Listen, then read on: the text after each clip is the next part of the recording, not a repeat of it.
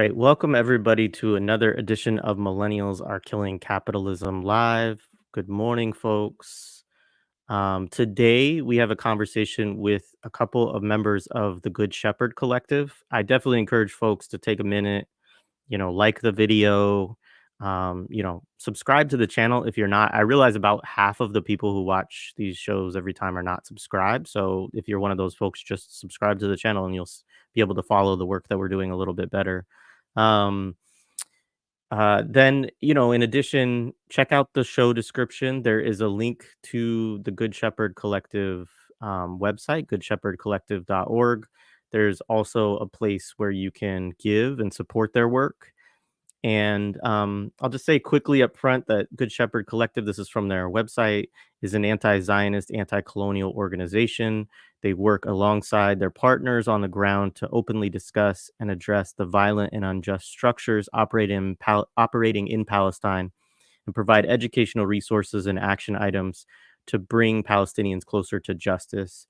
Good Shepherd Collective understands oppression to be rooted in systems and laws that guide civil formation and order, and as such, reject the binary discourse of Israelis versus Palestinians and instead focus their energy on addressing settler colonialism and other forms of violence by targeting the structures that facilitate these regimes. There's more on it. You can go on and read the full um,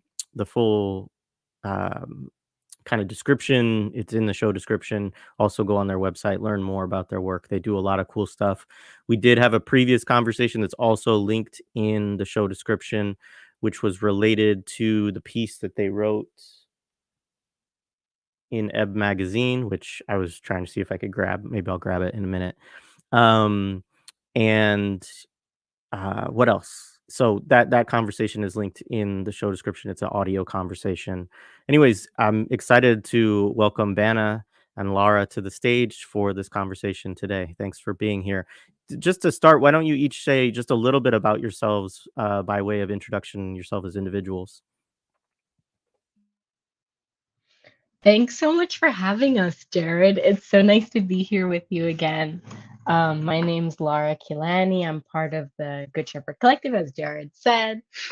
I'm Palestinian American, she, her pronouns, and I'm based here in Palestine and happy to be here with you all. Hey, thanks, Jared, for inviting us again. My name is Bana Abu Zuluf, and I'm also a Good Shepherds Collective member.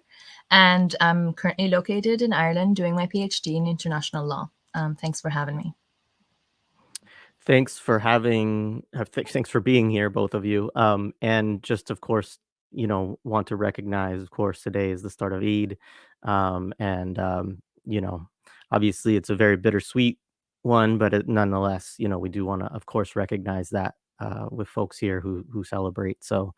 Um, so let's start with, we wanted to have a discussion to kind of start and just kind of do we had that discussion months ago, kind of catch up, talk about some of the things that you all have been thinking about and putting out and discussing, and some of the work that you all do, thinking about it in relation to some of these questions. So let's just start with narrative, because I think that's a good place for us to start.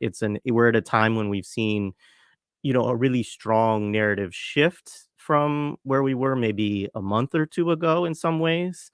And yet I think that at the base that there are still very different narratives that people have about October 7th. And I think that these still have implications for the types of solidarity as well as how they think about struggling and supporting struggle in this moment. And so I was really curious about what you both think about this.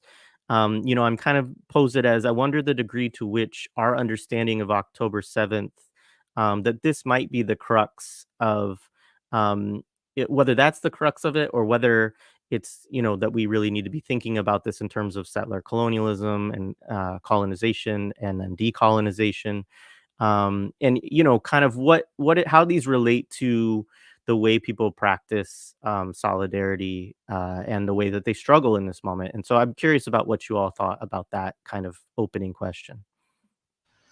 Yeah, that's a really good question. And we really contemplated a lot about this, considering that we're like one of the sort of more vocal people on exactly what happened, what we believe happened. So we actually thought that we believe that we found three kind of types of narratives, or three narratives on October 7th, that we witness dominating solidarity discourse. And we're not saying that, those are all of the narratives that were there, but those are the main ones that sort of, plagued all of the discourse, the solidarity discourse. And they're the avoidant type of narrative. The second type of narrative, which is the decolonization, is a metaphor narrative. And then the last one is the post-Zionism narrative. The first type of response or narrative to October 7th is that you would have, a certain type of groupings or people that would not mention or discuss what had happened on October 7th. So make it sort of taboo to discuss. And they just kind of make it taboo to discuss it within the premises of resistance. They would only focus on genocide on Palestinians post October 7th.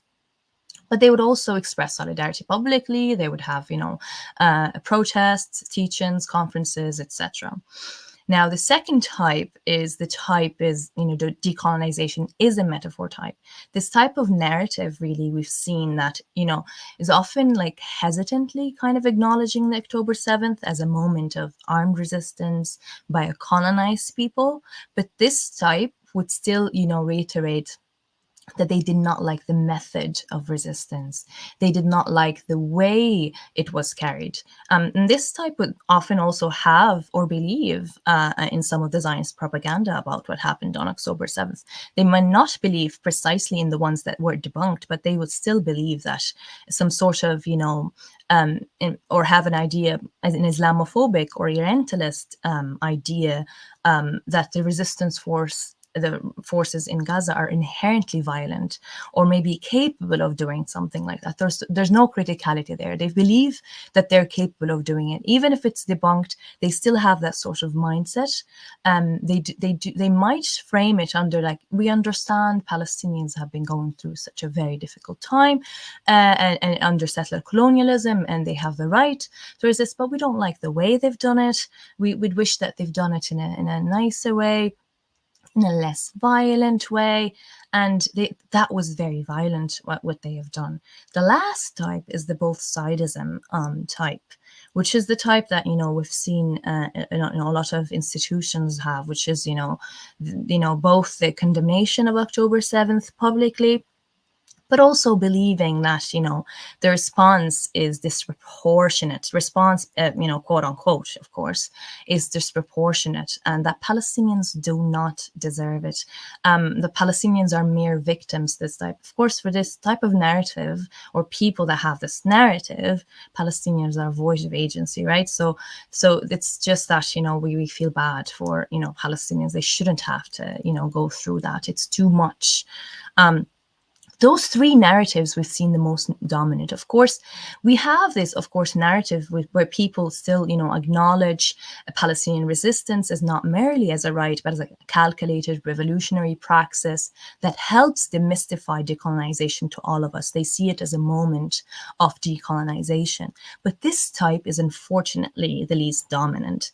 And the reason for that, and that's the most interesting part, is that a lot of these groups that share this type of,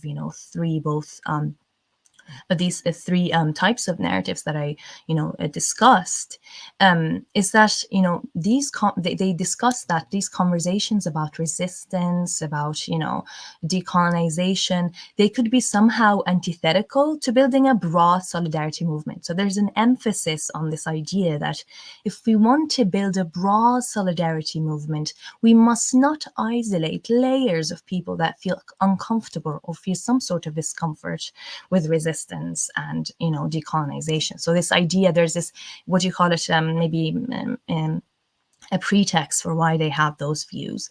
And then you have people who, that would, obviously still do not discuss October 7th, but might, internally obviously believe in the resistance and believe in all of that, but might not say it publicly. And the reason for that would be which is the second reason, is that it is the reason of the audience. Again, the audience that you're speaking to, or mostly that these people or institutions and these narratives are speaking to, is the Orientalist, capitalist, and colonial West. If your audience is that, if your audience is the West, there's little to no hope that Palestinian resistance or decolonial discourse will be dominant. That is simply it. That is simply the understanding that we have as the Good Shepherd Collective, is that right now there's no possibility that the West is going to suddenly wake up and realize, well, decolonization is wonderful, Palestinian armed resistance is amazing, this, we need to support it. That's not going to happen. Unfortunately, we have to be well aware of the dynamics of who we're speaking to in the global north. But also there are plenty of other reasons, right? So we have institutional reasons. There are certain limits for, set on these important discourses and narratives that need to be had about, October 7th and decolonizations, that people are not really discussing beyond the idea of what is the dominant one, which is, it's horrible, it's horrific, it's, it's barbaric, and all of these words that we've been hearing, all of these, Western media, pundits saying. But also the worst of it all really is another limit, which is the legal institutional limit, because ultimately the legal institutions that have this sort of respectability to them, they always, not almost always, they probably always equate the violence of the colonizer with the violence of the colonized, right? So it happens to be that way, really. What happens is that you end up having, these legal institutions also, mask as well an important conversation, prevent people from having an important conversation, because inherently, again, they are, complicit or complacent within these colonial, legacies. So, these are, I would say, these are precisely the moments that we feel like these narratives, the dominant ones, can become violent against. They can become, what you call like epistemic violence against Palestinian narratives, right? Because we cannot express anything about October 7th without that sort of being taboo, right? So when we talk about the fact that, Palestinian resistance was calculated, it was done for certain political and, for liberatory reasons. It was emancipatory. All of these things are, continuously kind of pushed back on, and we see this. This is very visible to us. Yeah, absolutely. I really appreciate you, breaking down those three, dominant forms. I think you have good categories there of a lot of what I've seen. And yeah, I appreciate that. Lara, did you want to add some things? Yeah, I mean, I won't add too much. I think that was an excellent explanation and you articulated it perfectly. Maybe I'll just emphasize that I think in these kind of dominant responses after October 7th, not just to October 7th itself, but even in the aftermath where we see this genocide unfolding and all of the effects on the population in Gaza and displaced people and all of that, that there's either a refusal to acknowledge Palestinian agency or a refusal to grant Palestinians agency. And I think that has a lot to do with the way people see Palestinians, the way people see colonized people, and it reflects in their analysis whether they're willing to admit it or not, whether they understand it or not. And it's really interesting because, for Good Shepherd Collective, as Bana was discussing, a lot of our conversations are happening with folks in the global north, and we're sort of responding to these conversations and watching how they unfold. And there are so many of these liberal Zionist tropes where you see that folks are, let's say, before October 7th. They're willing to reject the idea of home demolitions. They're willing to fight against settlements in the West Bank. They're, denouncing Netanyahu. They're, talking about all of these sort of like systemic problems of Zionist settler colonialism as it's ongoing in the West Bank and maybe in Jerusalem and maybe in Gaza sometimes. But despite seeing, and sometimes, in Palestine, it's the liberal Zionist groups that have access to the most data and have access to the publications about settlements and violence in prisons, a lot of the times, not always. But despite having this information, they can't imagine that Palestinians would exercise their agency and respond in ways that might not be always nonviolent, protest.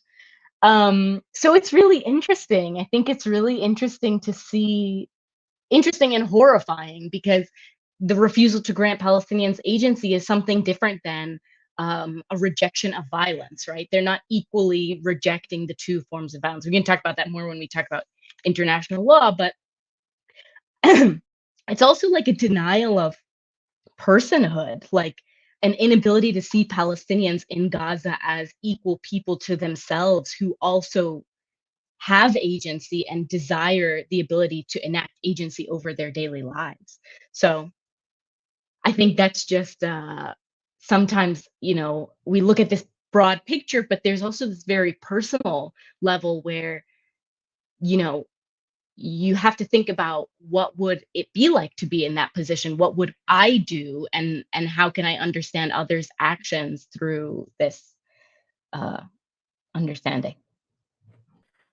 Yeah, I mean, this is like it's something that comes up a lot. I mean, it's not just something that you all, as you all said, like that started with October 7th, right? I mean, there's a long discourse among Palestinians of the sort of the idea that Palestinians can only be understood as victims, right? And that like um, any expression of Palestinian agency, just sort of gets is not allowed, or is not recognized, or is then pathologized, right? Is I guess most likely the response, especially, if people consider it quote unquote violent, right? But that preceded also moves to more, militant resistance or more violent resistance because also, we could talk about the Great March of Return or all these other instances in which Palestinians sought nonviolent, protest or action, and these things were met with violence. Um, and so, yeah, I remember early on people talking early on after October 7th, and maybe you all even probably talked about it in our discussion to some degree.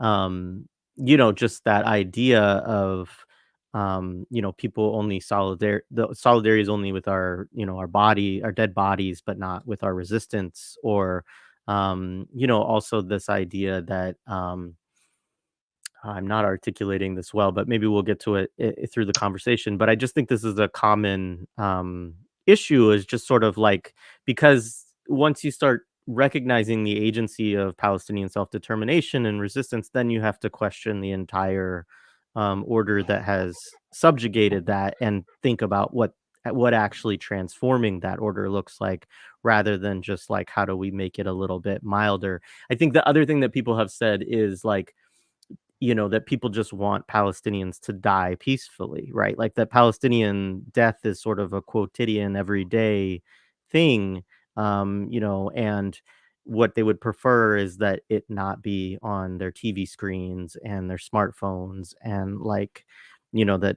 So, anyways, those are the thoughts that come to mind, partly on what you just shared there, Lara. No, absolutely. And Jared, maybe I can just add one bit because I was thinking about it as I was talking, and then what you said I think relates to it so much, that people want Palestinians to die quietly, away, like I almost want to say peacefully, away from their screens. They don't want to be subjected to the horror, because I think when you really imagine Palestinian agency and you really take the time to think about what's happening here, it is horrific, and it is deeply disturbing. So it just, when I was speaking before, reminded me of this email that I got, um, before October 7th about Palestinians organizing a oh, what's the word? Palestinian prisoners. Oh, they had declared a hunger strike, and it was like an organized hunger strike. It wasn't just one or two people doing it at once. And somebody replied to that. We sent out an email about it, calling for support for these Palestinian prisoners being held in occupation military prisons, often like without charge. We'll get into the whole charge thing later, but often without even charge, without being sentenced, right? Being held for months and months, months at a time under horrific conditions. And somebody responded to the email saying, I'm actually opposed to hunger strikes. I think this is really grotesque and I wish they wouldn't do it. That's not the best way to do it. And now we're talking like, here's this person emailing maybe from Canada or the United States, and they're telling me, a person who's not in prison, that these prisoners who don't have access to cell phones often don't have regular access to their families, to their lawyers. We're not even talking about armed resistance. They are refusing to eat and drink, right? And that's somehow violent and grotesque because instead of dying quietly or being imprisoned endlessly, they're making it the rest of the world's problem. So I think it just really embodies and illustrates exactly what you're saying, that people kind of seem to wish Palestinians would die a little bit more quietly sometimes. Yeah, I think that's a great example. Go ahead. yeah, I just wanted to add that like it's nobody really wants to be reminded of their complicity. Like nobody wants to be reminded that they're responsible. I think that's what it is. It's that once they see that sort of horrifying image, they have to be reminded that they do have responsibility. Nobody wants to be reminded of that, and I think they want us to actually return to that sort of, what do you call it, like the violent. What do you call it? The violent status quo, right? So the one of the movement, like the ceasefire movement, we call they want the ceasefire to happen, not because they feel like Palestinians don't deserve to be under genocide or anything. It's because, well, we wanted to go back to before October 7th, right? Let's move back to how it happened, because for them that is the peace, right? That's peace. But for us, it's obviously the violent status quo, right? So that's what they want us to return to, right? The ceasefire mode, that no firing, no arms, no weapons, but Gaza could be colonized. Yes, maybe also Gazans could also be forcibly displaced. Maybe also, never mind about the thousands and thousands who were killed, but let's just go back to the status quo, right? And we're that we have to be critical towards that. We can't. And I understand that a lot of people are critical towards the ceasefire sort of ask, but also like there's an extra element of, well, what about the forced displacement that has happened so far? What about what happened to the Palestinians? What about justice for Palestinians that were killed? What about all these other questions of the fact that now the Zionists are, militarily occupying Gaza? Like, are you saying that they should still remain there as long as they're not like actively and visibly to you massacring people? So these conversations, like nobody wants to have these conversations. It's just that the most brutal element for them, the genocide, needs to just be away from their minds and away from their TV. And in fact, it's our job to actually, in fact, push it even more in front of their faces. I think we should constantly show them nobody has the right to sort of have a peaceful, what do you call it, healthy mindset, or there's this discourse about keeping your mental health or whatever when Palestinians are being massacred. No, why should we be massacred while you keep your mental health? And instead of actually doing something, every single person in the world has an obligation towards people who are being, massacred and enduring genocide. It's just how it is. Otherwise, you lose your humanity. It's a simple question. I agree, and I appreciate that a lot.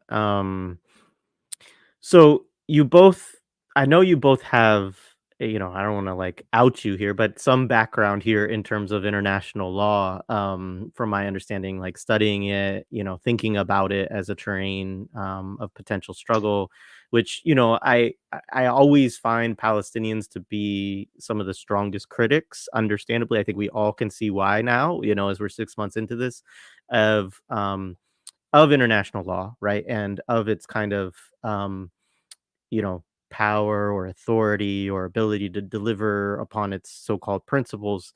Um, and yet it also is a space in which a lot of Palestinians do look at it as this terrain of struggle and this space where okay, we're going to fight for these things within these international law institutions, even if we don't necessarily believe that they, sort of operate by these kind of liberal uh, I don't know, principles of justice that are just, the two scales, right?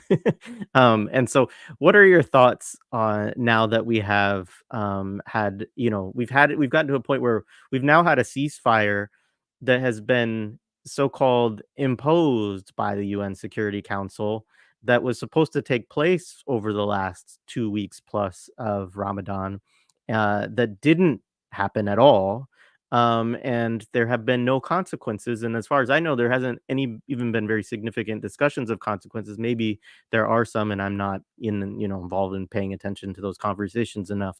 But I'm just interested in how you all, and I know we're going to talk a little bit of, but does the inadequacy of these international law frameworks for you, does it further the necessity of resistance? Because I think for some folks they would say yes, but I know that's probably not the dominant position. But I'm interested in how you all are thinking about, both. Actually, sorry, that's the second question. So the first question is just, what are your thoughts that you've had on um, the these discussions and the consequences of international law frameworks, and then we'll have a second question about resistance. Sorry, I messed that up.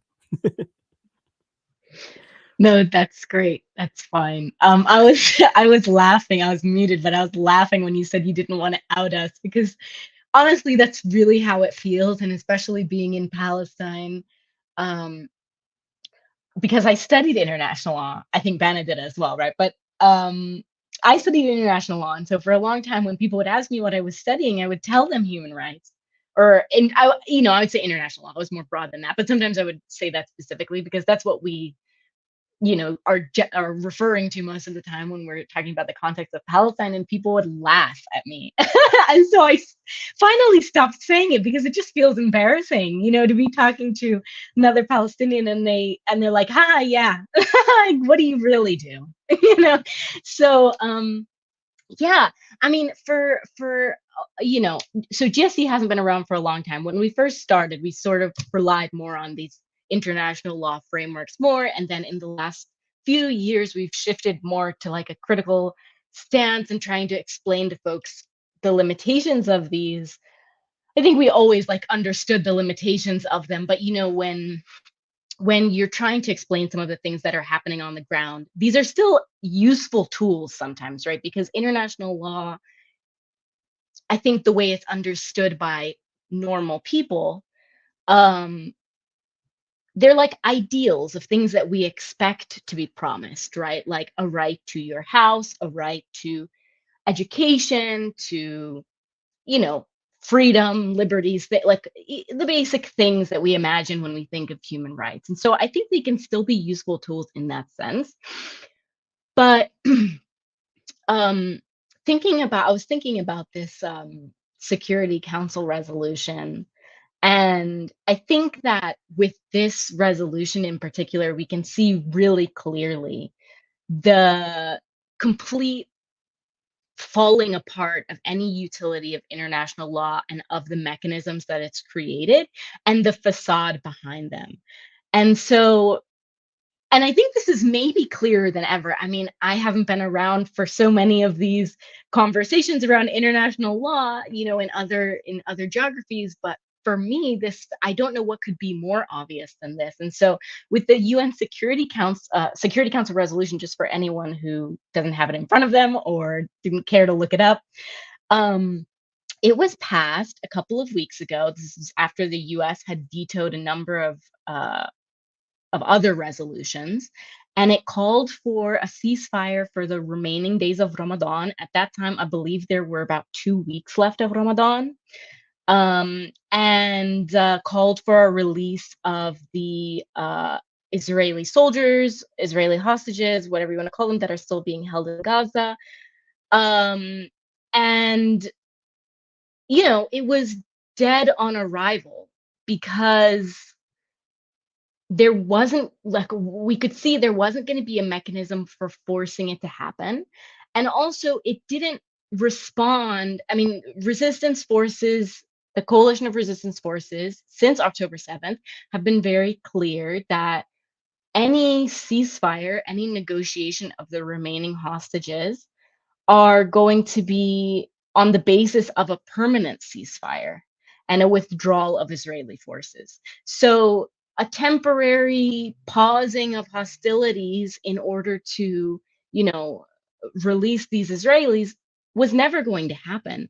And I think the fact that the US didn't even vote to support it, by the way, for anyone who doesn't know, they just, I think, voted absent, or I mean, not absent, sorry, present, or they didn't Yeah, they vote against it. abstained. Basically, Right. Yeah. they abstained. Thank you. Yeah. And so,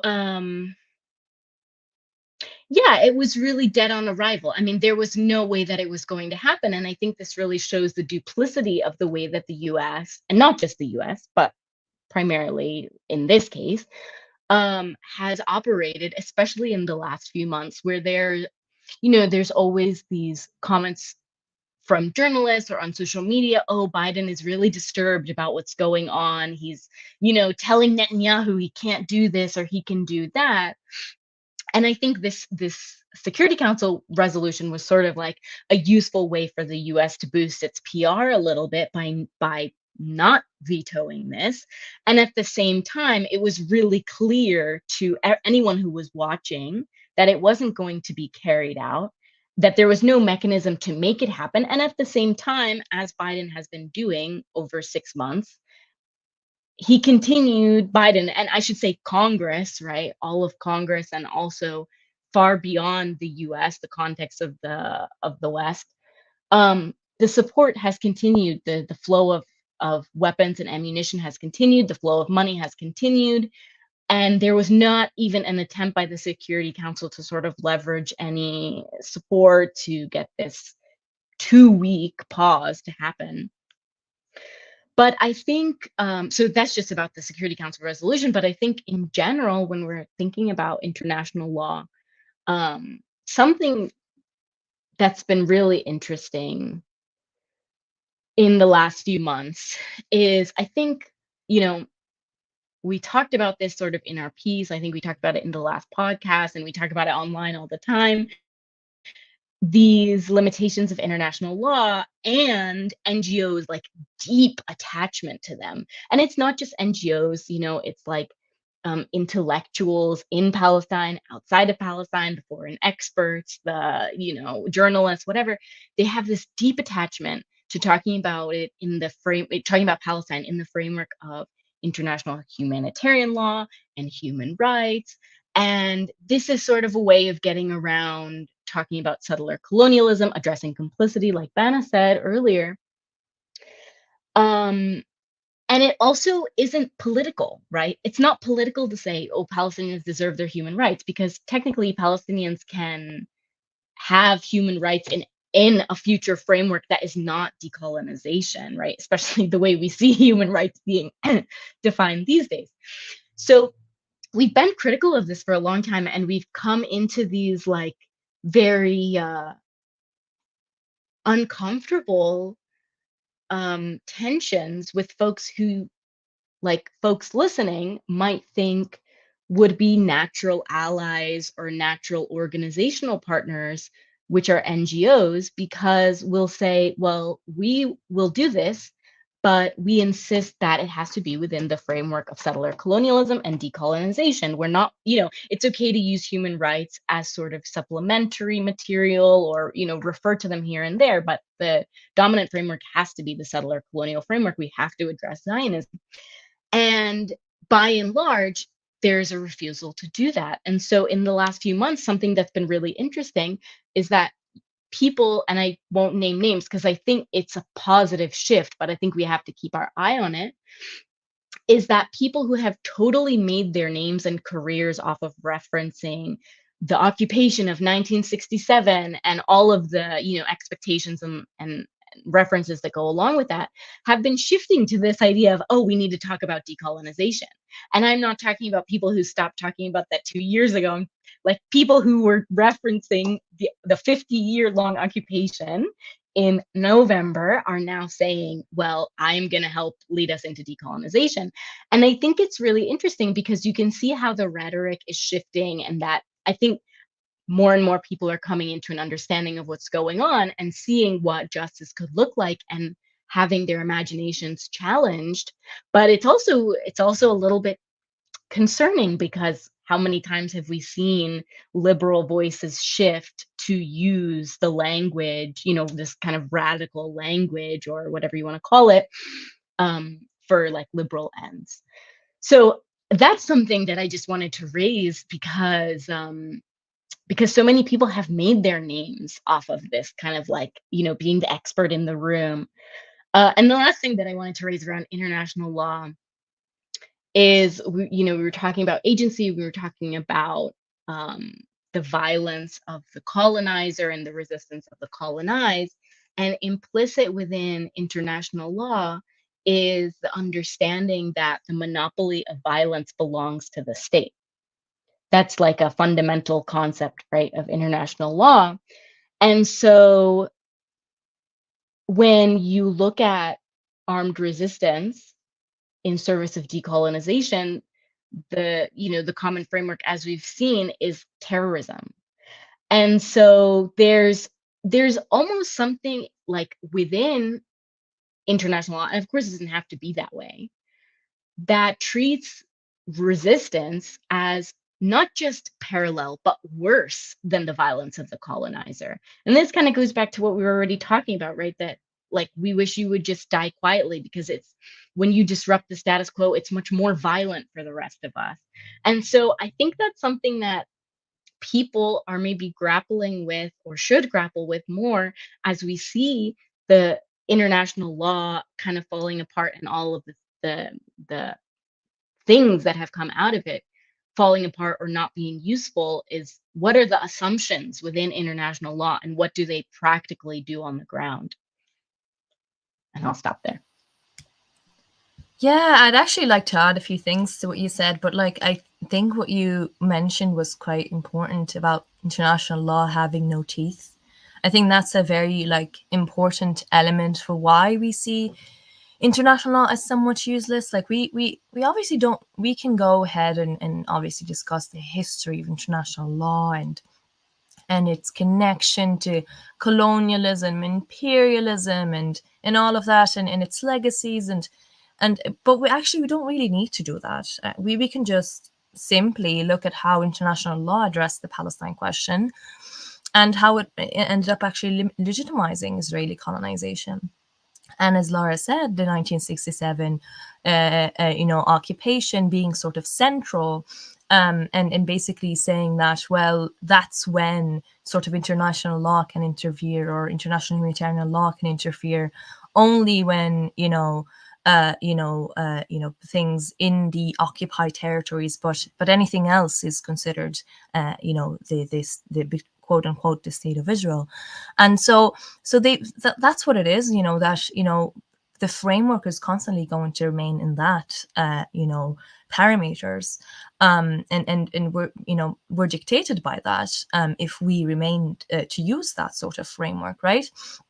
But we also have to maybe sit back and a little bit and acknowledge that there are a lot of people that sort of now, after the ICJ case specifically, see some sort of new sort of discovery of the importance of international law. And we can acknowledge that there's a bit of sort of also even Palestinians as well that might share that sort of view. Palestinians who would be lawyers who have worked on documenting, human rights abuses, that feel that maybe it's the time that they could, utilize international law tool. But we have to be here. I mean, as the Good Shepherd Collective, as people, that believe in decolonization, we have to be realistic here and look at that, any supposed win that sort of international law or victory that international law would have will be simply symbolic, vis-a-vis Palestinian decolonial, aspirations, right? It will never really reach that part where, we're talking about, decolonization from the river to the sea, anti-Zionism, right of return, and all of that, right? So the question is really like, can like those legal institutions that where so many people are praising, can they really reclaim land back for Palestinians? Like, is that possible? Like, is that something that people believe can be done through legal institutions? If not, then maybe that's not what people are aiming for. Then maybe it's just simply rights, under securing rights under the colonial or violent system, right? But also, like, generally, these are big questions of like, can international law be emancipatory for people who are colonized? Like, this is a big question for people. Like, can we see international law being emancipatory or an emancipatory tool, right?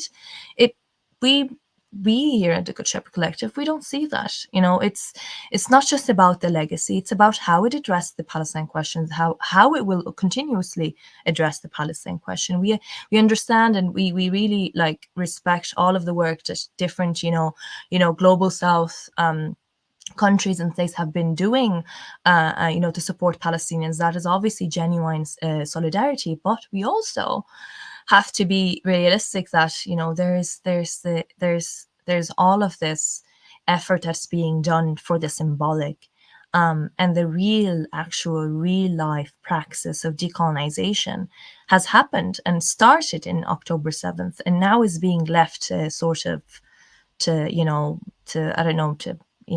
go in a sort of unknown area. Nobody wants to talk about it, or to become taboo, as we've previously discussed.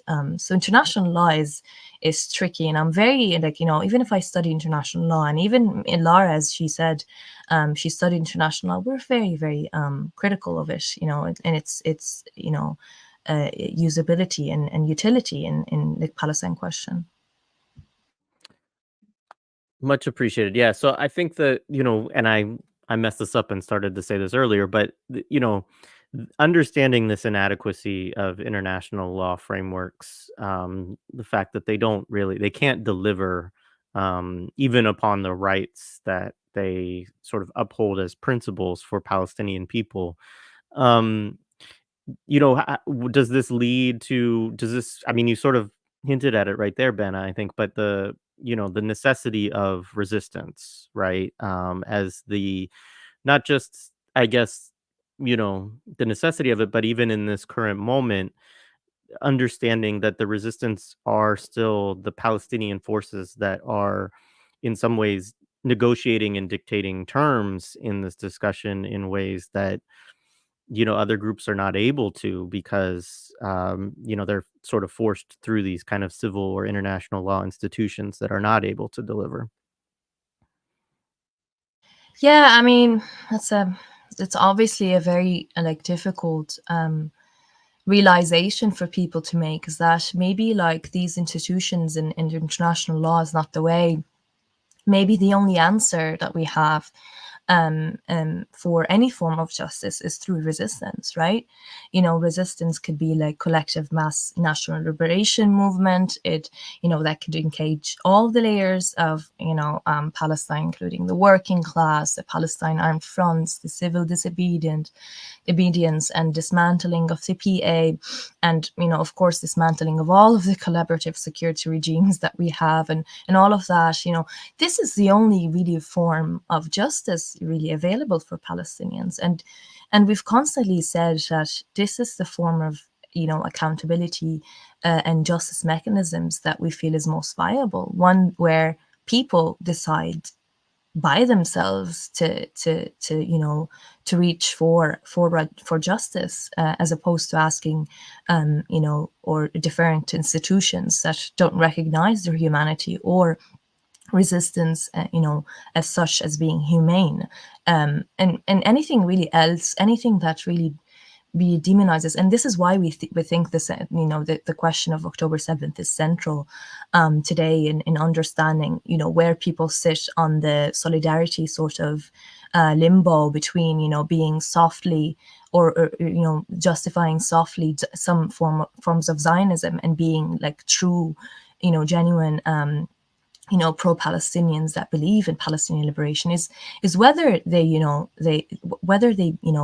or where they sit actually within the question of resistance, really.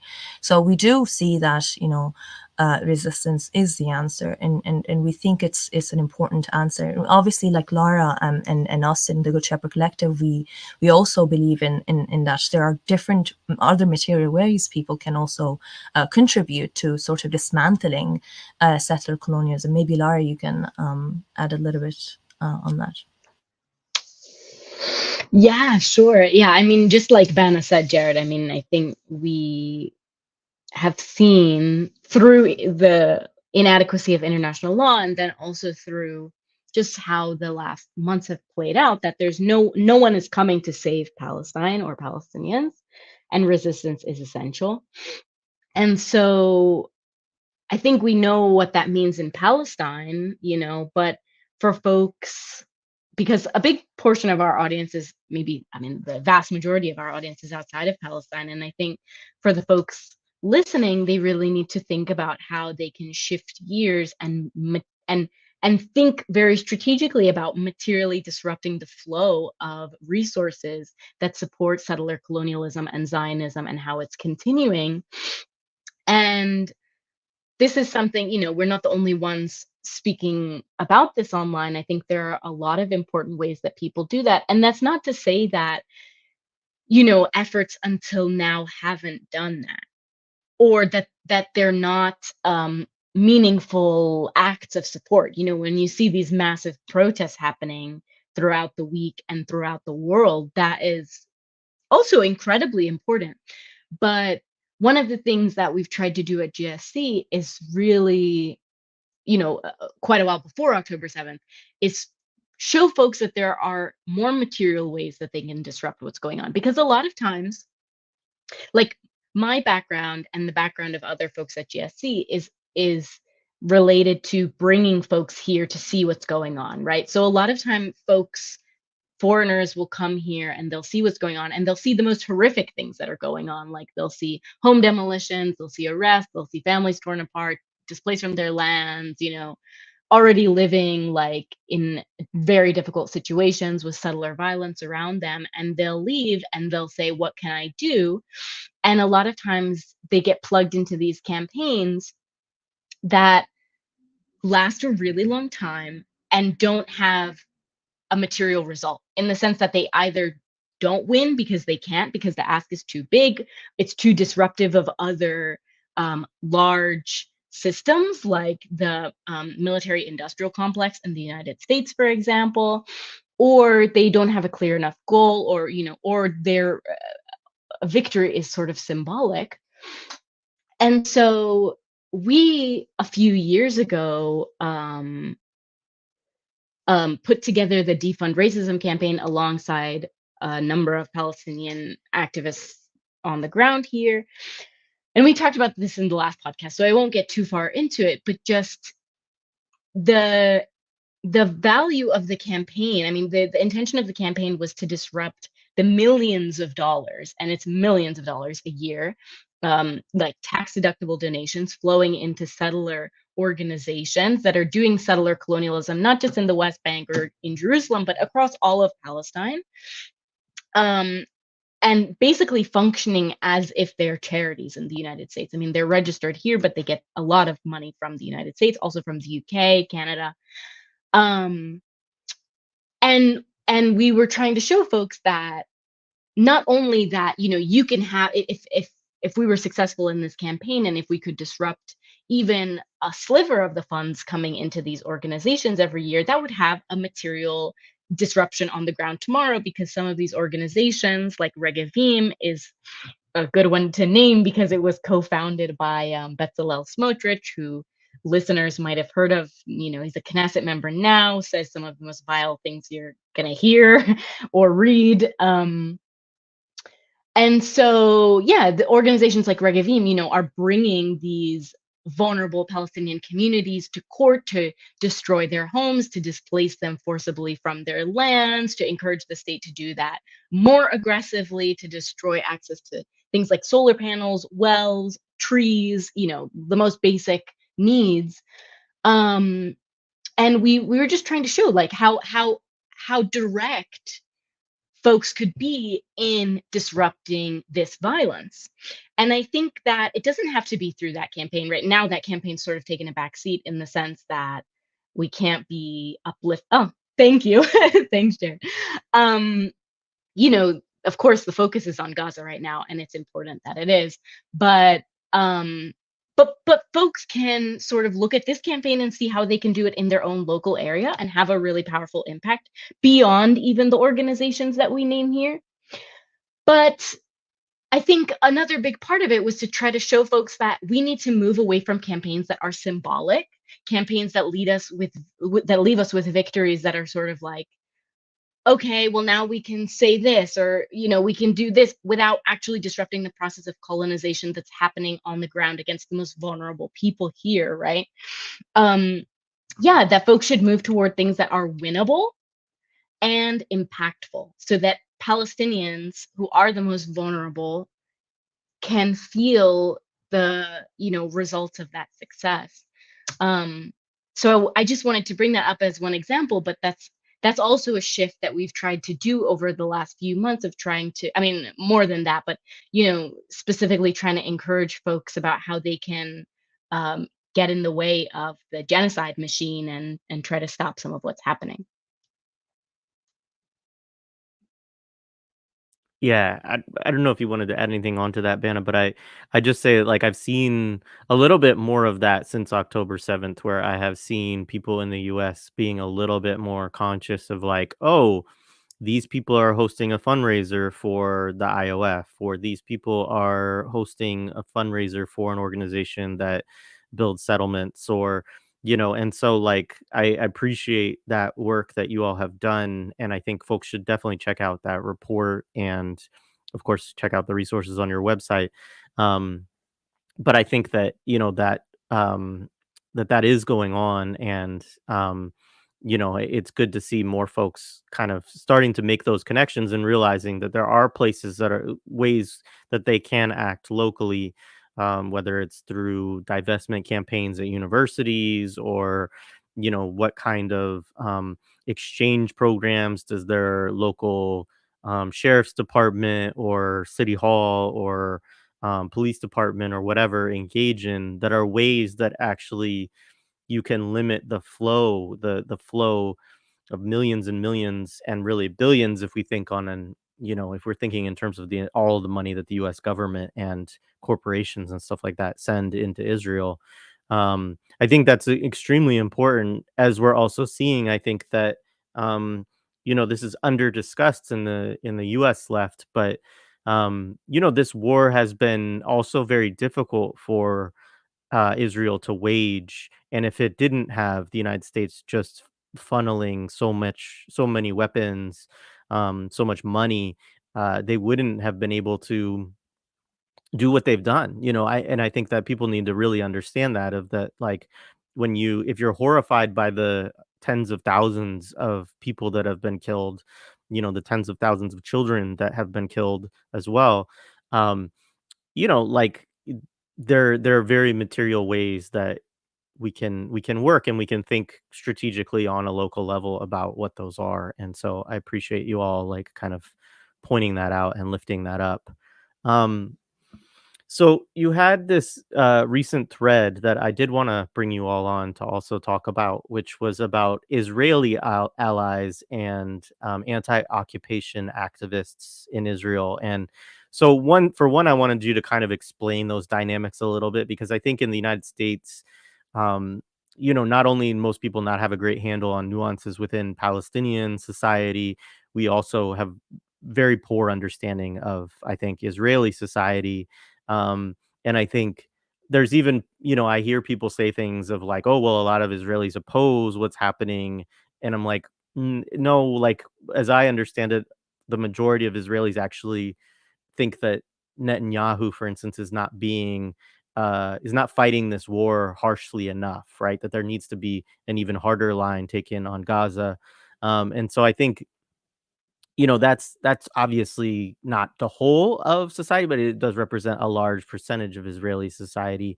But you're speaking about some different segments, which are segments that might see themselves as so-called allies, which we have ally politics in the United States too, so people understand that concept, I think.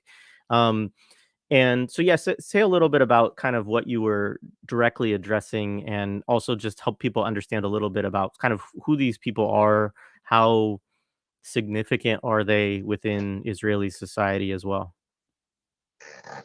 Yeah, I wanted to say thanks so much for this question, Jared, because um, I think we can't say enough about it. I think it's really important. And I think we kind of started to get into it a little bit in the last interview, but I'm always happy to talk about it because it's such a prevalent problem. Um, so just like first, because you brought up the bit about like there's a large percentage of Israeli society that approves of what's going on or wants it to be even more aggressive. So I got some statistics up. Um, this is There was a poll in January. At the time, the official number of martyrs that was being reported was 25,000. 88% of Jewish Israelis polled in January believe that the number of deaths is justified. And then in February, there was a poll by the Israel Democracy Institute in which 63% of the respondents opposed a proposal for the state to agree in principle to the establishment of an independent, demilitarized Palestinian state. So I'm not going to go into what even we could imagine would be an independent, demilitarized Palestinian state at this point, or what Israelis might imagine that to be. But I think it's really important because I think there are folks that believe like, oh, Netanyahu is this fringe, violent, horrible person, and so are the people we named like Smotrich and Ben Gvir. And yeah, we can see how Israelis really think because they show us all the time. And I think they don't just show us all the time in these kinds of polls, right? I mean, one of the things that I think even for me and people around me that was surprising maybe is kind of realizing how deeply entrenched all Israelis are, in their connections to the genocide machine that's ongoing. Because even if you yourself, obviously not you, but even if an Israeli themselves is not, you know, um, in Gaza or part of the machinery or in the military, everyone has a family member who is in the military, was in the military, they were in the military, or in another way in civil society, they're supporting what's happening. So even for the folks who we might consider like the fringe left, there are all of these structural connections and folks that are not going out of their way to distance themselves from that, to condemn that, to express, aggressively, or, I don't want to say aggressively, but to express very clearly their opposition to that, are not, are not opposed to it in practice. So I think that's just like important to say. But the threat itself was in response to a post, a really long post by an Israeli journalist who's reached some prominence before October 7th, but especially in the last few months, about, it was on I think it was on the 7th, and so they were reflecting on what's happened since then, and like started off by making it about themselves and the people they knew who had been personally affected and condemning Palestinian armed resistance. And we're 6 months into a genocide. I think the number is like 34,000 Palestinian martyrs at this point that's confirmed. We know thousands more that just haven't made it to a hospital, bodies haven't been discovered.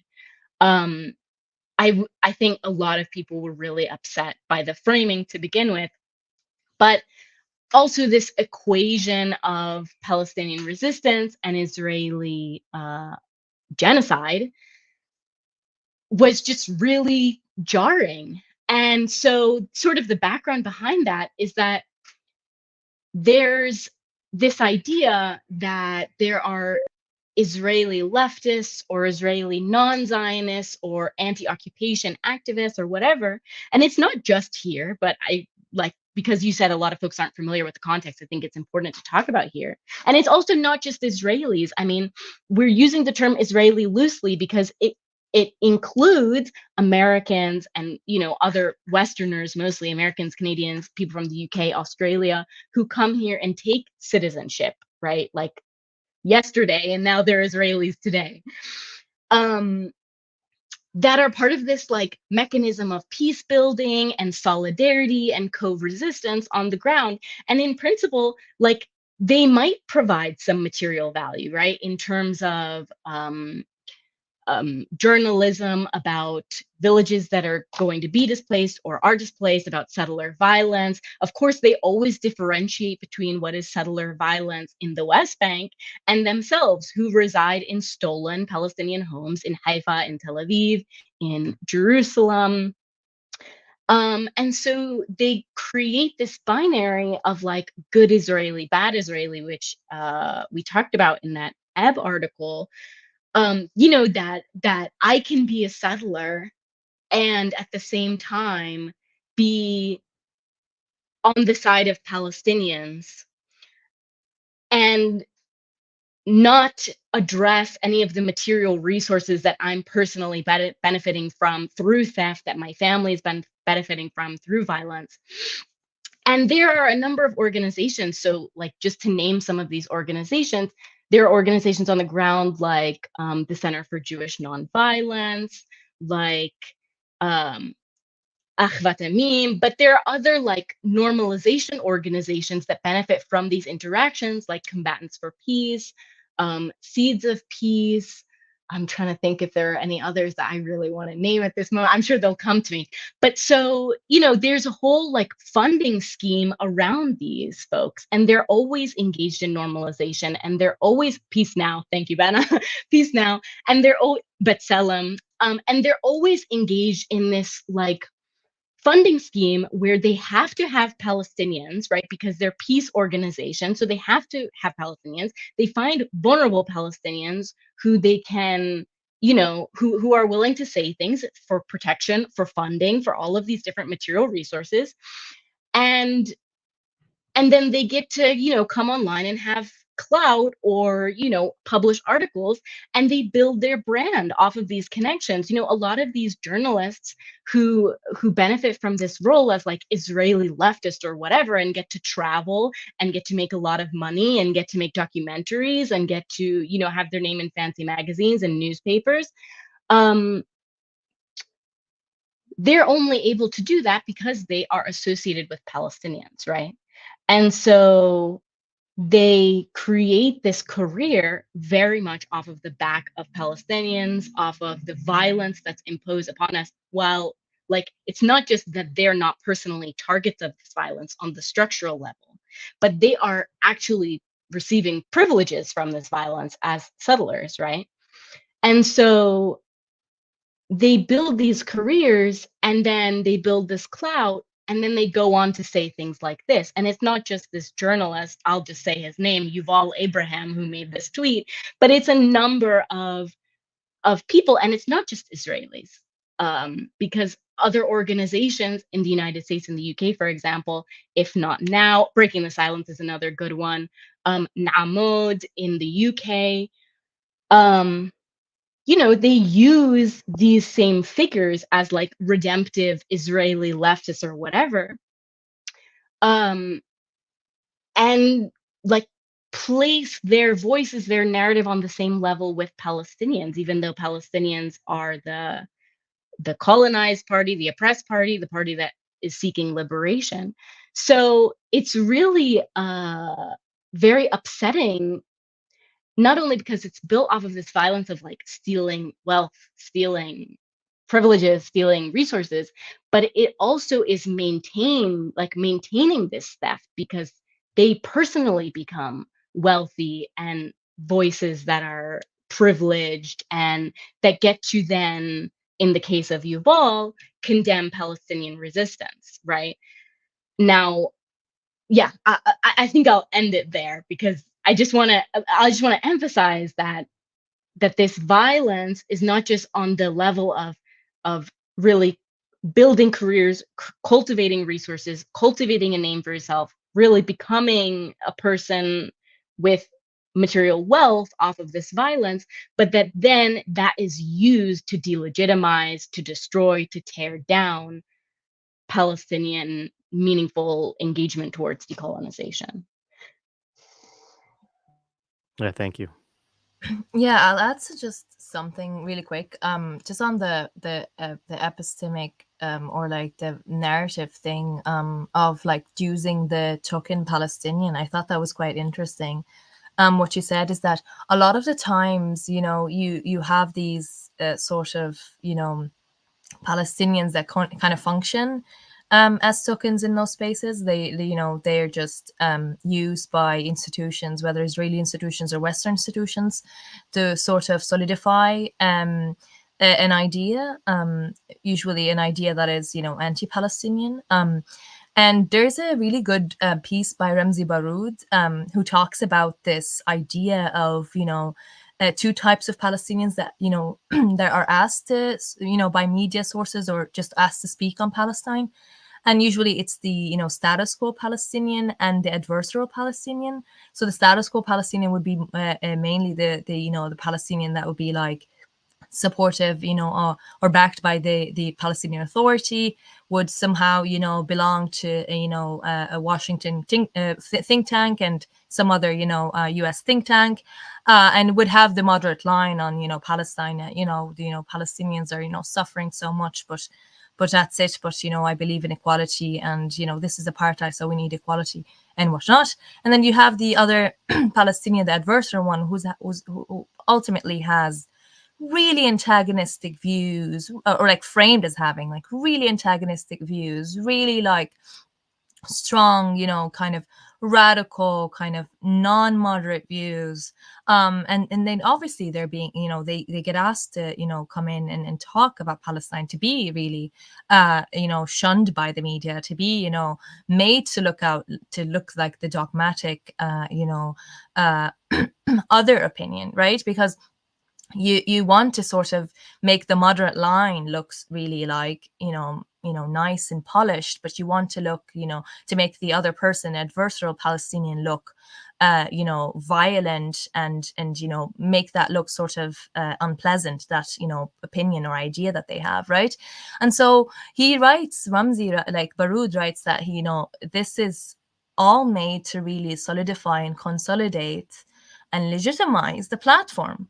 The idea is not that they want to give Palestinians or those who have, dissenting, ideas a space to talk. It's really about basically legitimizing this idea of, we bring the space for the other debate, this, liberal or neoliberal really idea of providing space for the one that we don't agree with, or the other, but it's really meant to sort of make the other look even worse. And you have this in so many spaces. Until today, I cannot find any example of someone being invited to speak on Palestine, and unless they're representing each. Like you have to think about it. They're either going to look, make them be either the adversarial, or they're going to be some sort of, a person who just speaks about international law, or have some moderate line, and really be like sort of, in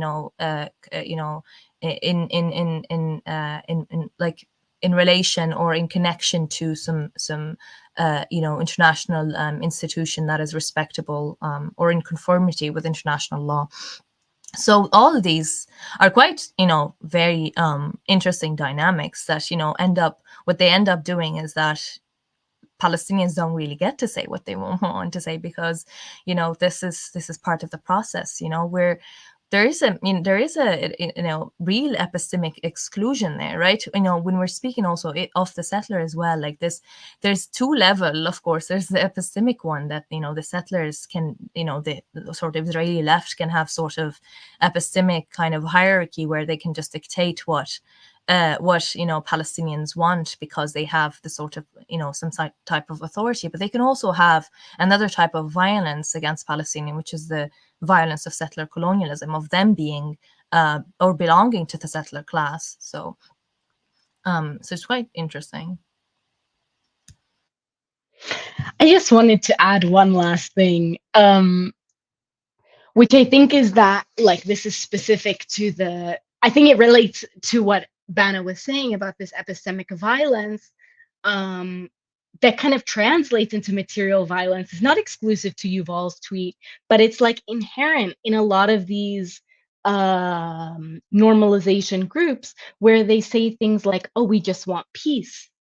And I mean, that is so insulting. Bana said something about it earlier, where, you said, like, of course, peace, when we're talking about the ceasefire movement, they just want an end to the genocide. They just don't want to be seeing it on their screen anymore. But it also creates the suggestion that we're equally impacted by what's going on.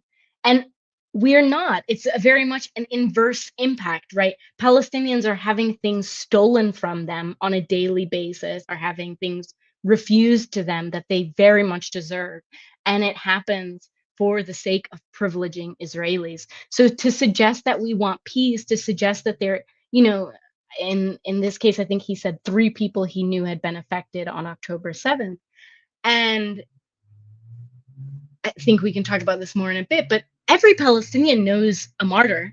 Every Palestinian knows someone imprisoned, right? So to suggest that there's any parallel, I mean, especially now, everyone knows someone who has been directly affected by settler violence or is directly affected every single day.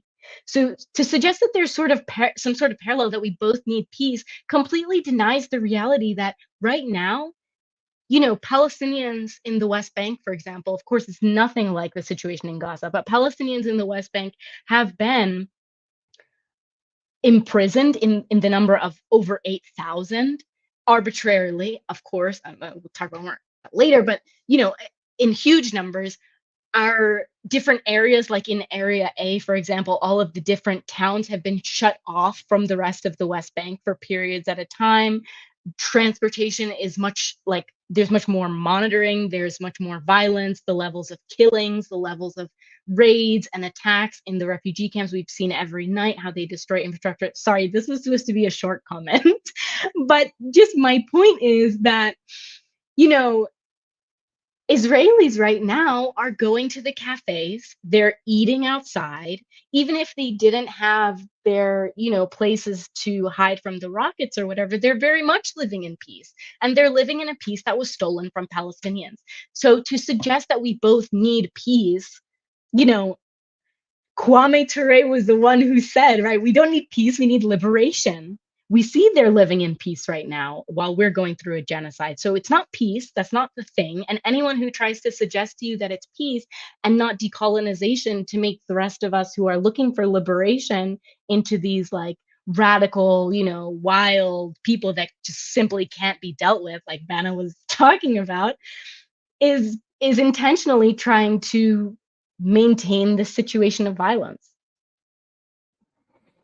Right on. And please don't apologize to me for taking time with your responses or saying things that you want to say. Like that's what the whole purpose of this is for. So, and M was thinking about Kwame Ture as you were talking just before you said that too, Lara. So, um, so just moving on in the conversation a little bit. So, and please correct me if I mispronounce this martyr's name, but Walid Daka succumbed to medical neglect on Sunday. He was held captive by Zionists until his death. He was only 62 years old, had spent, as I understand, about 40 years of his life incarcerated.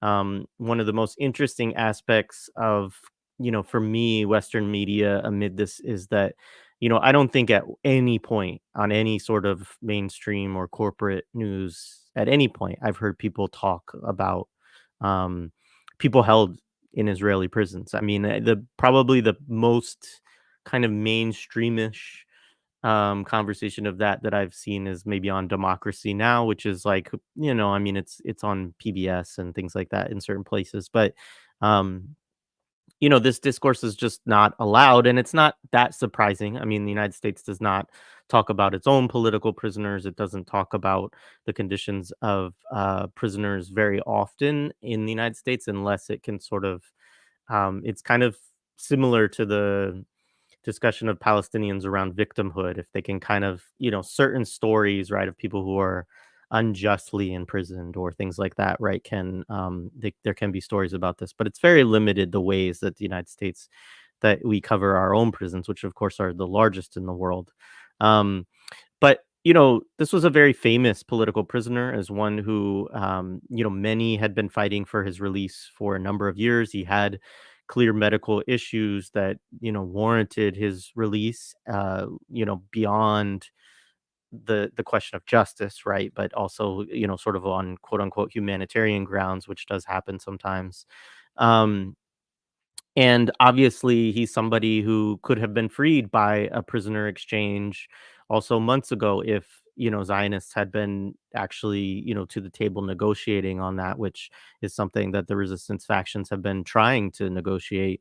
And yet, he dies a captive. And obviously, we mourn the loss of this martyr. What do you want to say in this conversation about Palestinian prisoners? And also, or sorry, what do you think the conversation on Palestinian prisoners and hostages is a conversation? Why do you think this is a conversation that can be had in so few spaces? Why isn't this discussed more, in your opinion? Thank you for this great question, Jared. I think it's really important. I think that, this is one of, like, talking about the different forms of um, violence and the way we see it, right, from the outside of Palestine. I think this is one of the quiet horrors of colonialism that happens behind closed doors. And there's not a lot of, it's not that there's not a lot of access, but just, you're right, there's not a lot of conversation outside of Palestine about it, despite the fact that, like I said, everyone knows someone who is imprisoned or has been imprisoned. um, I just pulled the statistic up before we were, got on this call, that since 1967, the occupation of the West Bank, Gaza, and East Jerusalem, about 100 Palestinians have been imprisoned at some point in occupation prisons. Sorry, did I say 1 million? What did I say? 100? You said 1 100. million. Sorry, 1 million, not 100. 1 million Palestinians have been held in occupation prisons. Okay. So that's a massive number. We're talking about what, 57 years? I shouldn't have chose to do math on the spot, but It's all right. that's a massive number, right? In a captive population. I think part of the reason that, I've seen folks online, and we've done it ourselves, trying to kind of reverse this narrative and explain to folks that Palestinians are very much hostages in these prisons, um, all the time, right? Long before October 7th. Um, but I think part of the reason that this conversation doesn't happen in a more mainstream way is because even folks who understand that there is an inherent racism to the state of Israel, maybe they don't um, understand, or they don't think a lot about settler colonialism, or they don't understand Zionism as settler colonialism. But even people who understand that, or people who do critique Zionism, I think there is this assumption that there is a rational framework that maybe Palestinians somehow deserve to be in prison, that they've done something, that, you know, that every prisoner has done something to end up in prison. And so there's like this legitimization of the idea that these people who came to Palestine, colonized the land, built these systems to maintain that colonization and keep themselves in positions of privilege and eliminate Palestinians, that it's legitimate, and that there is some right to try, torture, or imprison indigenous Palestinians. And so even when we talk about, I think it was Lana Tatur who brought this up the other day, that we shouldn't say um, that Palestinian prisoners, you know, there's like, I don't have the number off the top of my head, but there are lots of Palestinian prisoners, especially now, but always being held in occupation prisons, who have neither been tried nor charged with anything. So they're just being held, sometimes for years, without being found guilty of a crime.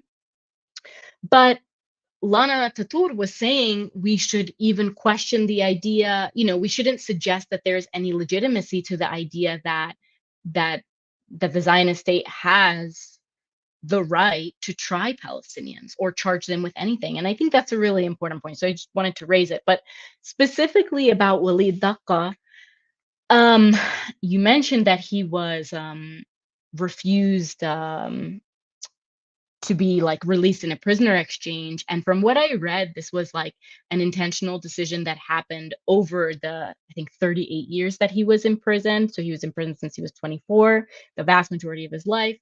And I think the state intentionally kept his name off of those lists so that he could not be released. Um, but I think that one thing that's really important to talk about in his case that I haven't seen folks bring up is that he had Israeli citizenship. So we're not talking, this isn't like, you know, a lot of times we think about Palestine, or maybe we don't think about Palestinians in 48 enough. You know, we talk about Palestinians who are being held in military prisons, and we're talking about Palestinians from the West Bank a lot of the times, maybe from Gaza, maybe from Jerusalem. But we don't talk about Palestinians with Israeli citizenship because we think that they're more privileged. And of course, in a lot of ways, they are. They have more mobility, they have more passports. I mean, there's lots of discussion about, or they have a passport. There's discussion about it, but I think by and large that's how we think of them. And so I wanted to raise this because I think a lot of folks don't realize he was a citizen of the state that was imprisoning him, that denied him access to medical care. You know, he could have had a bone marrow transplant, but they refused to transfer him to a civilian hospital. Um, and and he was a citizen of the state. And so it's important because the, you know, Israelis of all stripes, but especially liberal Zionists, like to create this division that, oh, well, you know, the state is a liberal democracy. We do have a Palestinian minority and they're equal citizens. Well, no, because they're Palestinians. And so the bottom line is that they're still treated like Palestinians, which means theft of resources and elimination. And so this is a really important example thinking about this, and you could see it as well. We posted a video, I don't remember if it was yesterday or the day before, from his hometown of Baqa al-Gharbiyya, where there was like a funeral tent for his family to receive visitors, and the Israeli border police came and beat people and arrested people and tore down the tent, so they couldn't even mourn him. And by the way, they were mourning him in absentia because his body is still going to be held by occupation prison by the Israeli state until March of next year, so that his body will, you know, carry out the rest of his sentence, or, you know, however, you know, you want to put it. So I think this really, like, his case in particular illustrates the horror, like some of the worst horrors outside of this genocide of the Israeli state. Because I mean, just imagine, like, not only denying the family the opportunity to mourn his death, but holding his dead body in prison, essentially, so he can't even be buried, after denying him, like, stealing the vast majority of his life.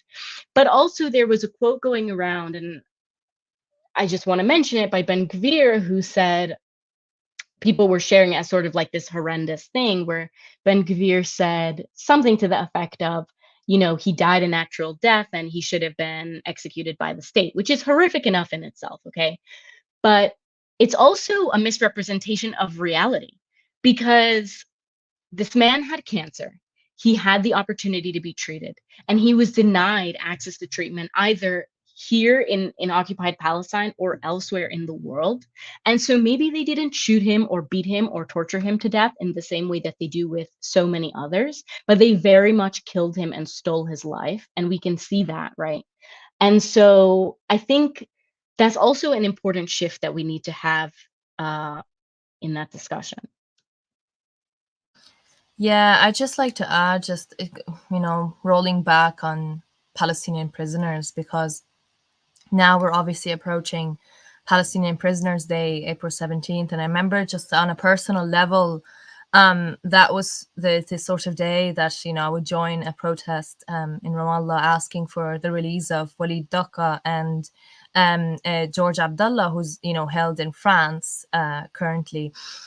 So it's just, you know, it's, you know, Palestinian prisoners are like really central for Palestinian liberation. So we really think a lot about, you know, about them, and they're really central in the conversations in Palestine. Unfortunately, that's not the case abroad. But there's also another element here about the, you know, sort of connection between, you know, Al-Aqsa flood operation and Palestinian prisoners, is that, you know, one of the most important goals of Al-Aqsa flood operation on October 7th was actually securing a prisoner exchange deal, right? So now, of course, there's, you know, a huge disregard for that element, just as there is, you know, disregard for any sort of, you know, political you know, or some sort of formal reasoning for Al-Aqsa flood, because, you know, this is denied for Palestinians. But then there's this idea that resistance actually understood the importance, you know, of liberating Palestinian, you know, Palestinians captive in Zionist prisons, right? And they calculated in a plan ultimately to demand the release of all Palestinians in a prisoners exchange, right? So the question, you know, of Palestinian prisoners still remains central for our national liberation struggle. So the resistance forces in Gaza, they knew that, and then we see this sort of, you know, Al-Aqsa flood operation as sort of a proof of that sort of dignity and love and bond the resistance have with the Palestinian people and Palestinian prisoners, including as well in the general respect of Palestinian people. So through Al-Aqsa flood, really, the resistance really declared that they will not neglect Palestinian prisoners, as so many have done, you know, in throughout the years, right? And so now we're coming to the, you know, Palestinian Prisoners Day. Now that we're, you know, thinking about it, you know, we obviously lost Walid Daqqa, which is, you know, rest in power. We've, you know, this, you know, Walid Daqqa has been, you know, quite central for a lot of, you know, raising of the consciousness of Palestinian youth around, you know, prisons and torture in prisons, you know, and his writings have been, you know, of extreme help for to you know, form you know, principles for people, including myself, including others. But also, you know, we should be reminded, you know, of the certain sacrifice that, you know, Al-Aqsa flood, you know, operation and resistance fighters have done for Palestinian prisoners. That needs to be central on that day that is coming up, right?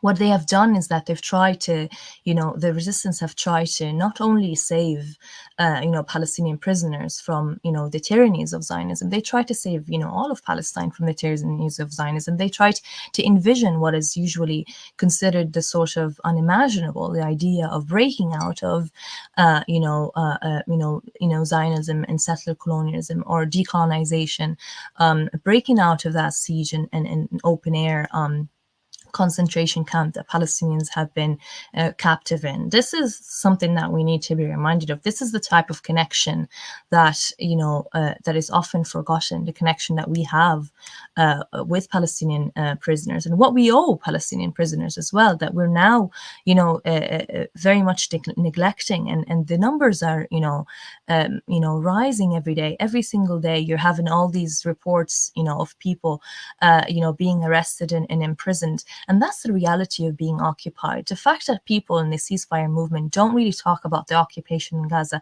they're setting up Gaza to become the same way.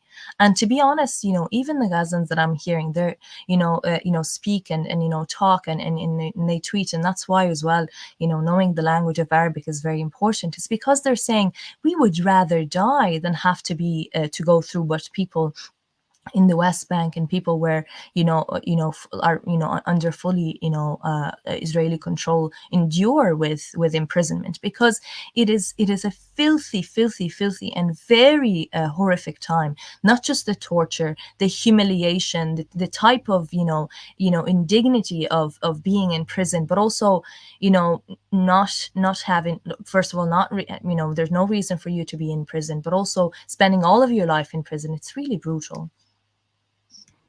Yeah, thank you for all of that. And I'll just say, just a clarifying thing for folks who don't understand this. We've talked to this a little bit with Abdul Jawad Omar for folks who don't understand, and so they could, look at some of the discussions we've had with him about the West Bank. But that in the West Bank, there's essentially two systems of incarceration, because you have the Palestinian Authority system and then you have the Israeli system too. And Israelis have access to be able to detain and imprison folks from the West Bank. In Gaza, post, what is it, 07, thereabouts, since basically, Hamas expelled the settlements that were in Gaza at that time and the siege was started.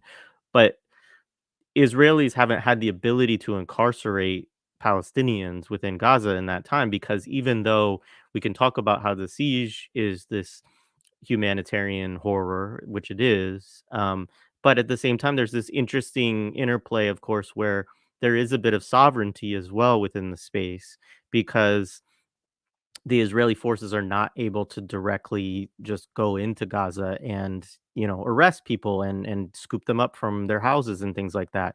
Now, of course, currently, because of the occupation that's going on right now, as they're engaging the genocide in Gaza, there are Israeli troops there, and that's been one of the central demands, by the way, of the resistance, is they have to leave.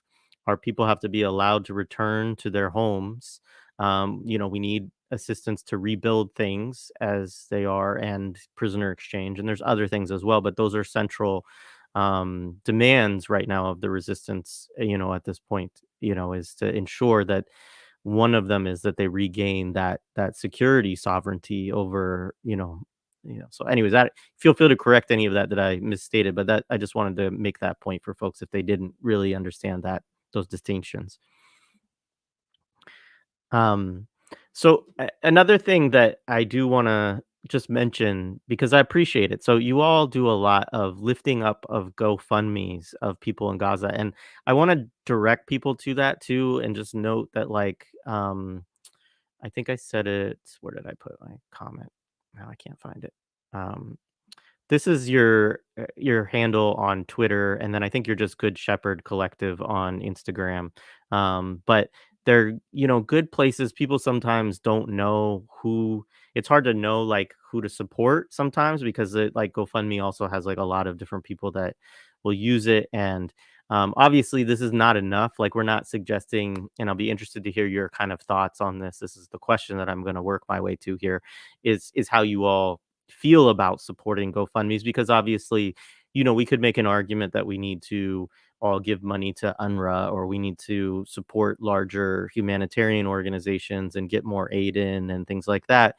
And I'm not, telling people to do against that, but I think that it is also this idea of also directly giving when you can, and the meaning of it, and also building connections with the families and things like that. And so, um, I was interested in just kind of your thoughts on direct aid and lifting up these GoFundMes. And again, I do encourage folks if they're looking to give directly for to folks that you all are a good place of seeing different examples where people can do that. So yeah, go ahead. Yeah, thanks, Jared. I just want to say at the top, well, two things. One, sorry, I'm so glad, Bana, that you talked about the centrality of prisoners in the Al-Aqsa flood, because when I was listing the demands of the Resistance Coalition, I think I left that out. So sorry for that, everyone. And thank you so much, Bana, for that emphasis. But yeah, also, I just want to say that I think one of the other, like, more central and very useful if folks are on Twitter, or if they want to use PayPal, there's Care for Gaza, which I've seen passed around as like a trustworthy resource. Bana, I don't know if there's another one that you want to uplift, but that's the one that I've seen. It's just at Care for Gaza if folks want to look for other ways they can support. But yeah, I mean, about uplifting the GoFundMes, um, GSC started a few years ago as really an attempt to meet the communities on the ground beyond humanitarian needs, because there's a lot of funding that can provide things like water, shelter after home demolitions, medical aid, things for education after home demolitions, killings, things like that. But there's not a lot, I don't know if there's really any financial support for supporting struggle on the ground for communities to really, like, not only stay in their land but organize to resist colonization and violence from Israeli forces and things like that. So that was really like part of the foundational um, like ideology behind creating GSC, because that didn't really exist and in a lot of ways still doesn't. Um, And so I think it's important, to put ourselves in the shoes of the people who are in Gaza right now, because they are making some of the most, I mean, the most, I think, horrific decisions of their lives, I'm sure, whether to leave or stay. And they don't know, if they leave, will they be able to return? And if they stay, will they survive? And it's one thing for those of us outside or even people in Gaza to think, well, I as an individual would choose to do this, or I as an individual think that this is the right thing to do. But for those of us who care for small children, or those are for children at all, right? Or those of us who are responsible for our family members or for our community, it's another thing entirely to say, well, I'm going to stay or we're going to stay, not knowing if you're going to live to see the next day. And so I think, under these horrific circumstances, even though we know individual GoFundMes aren't an institutional response, they're not going to meet the needs of they're not even going to meet the needs of the majority of people. They're not really equitable or accessible. We've also seen the shortcomings in the way that, like, at least I know of one example where people have set up GoFundMes, like people in America have set up GoFundMes for people in Gaza and then ended up stealing the money. So there are all kinds of problems with it, but I think it's essential because people are really struggling to survive now. And a lot of the people aren't, they're not struggling to survive just for themselves. They're struggling to support themselves, their families, their communities, and also to imagine a day after, which is something that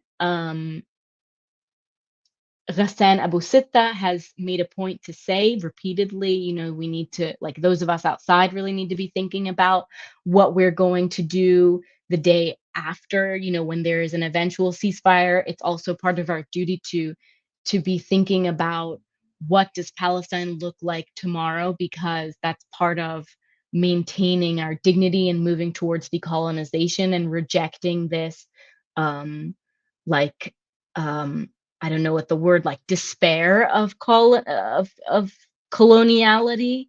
um, and I just want to say, like, part of that despair is wrapped up in a lot of these, in a lot of the like critique without meaningful contribution of people who like to present themselves as on the side of Palestinians, but like throw us under the bus. And we can, like, Naomi Klein, Judith Butler, you know, who reject armed resistance and then at the same time are like, oh, what a horrific humanitarian disaster this is right now, right? And don't think about, well, what is tomorrow? Because tomorrow needs to be dignity and decolonization, not genocide or settler colonialism or peace.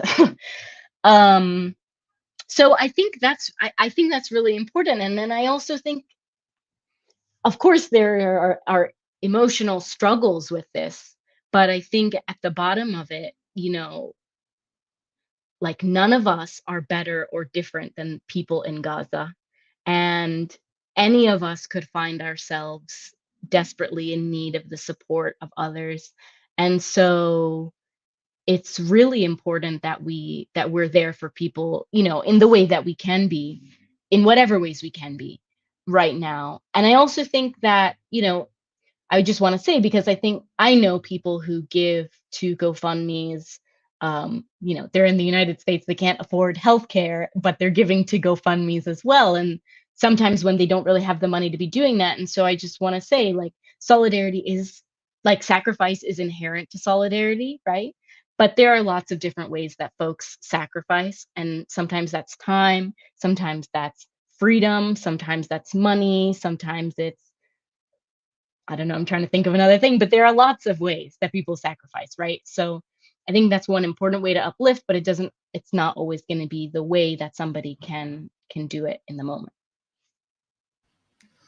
Yeah, I would just like to add quickly, is that just like a few observations from friends in Ramallah in the West Bank, that they had one of those kind of, what do you call it, like it's a type of like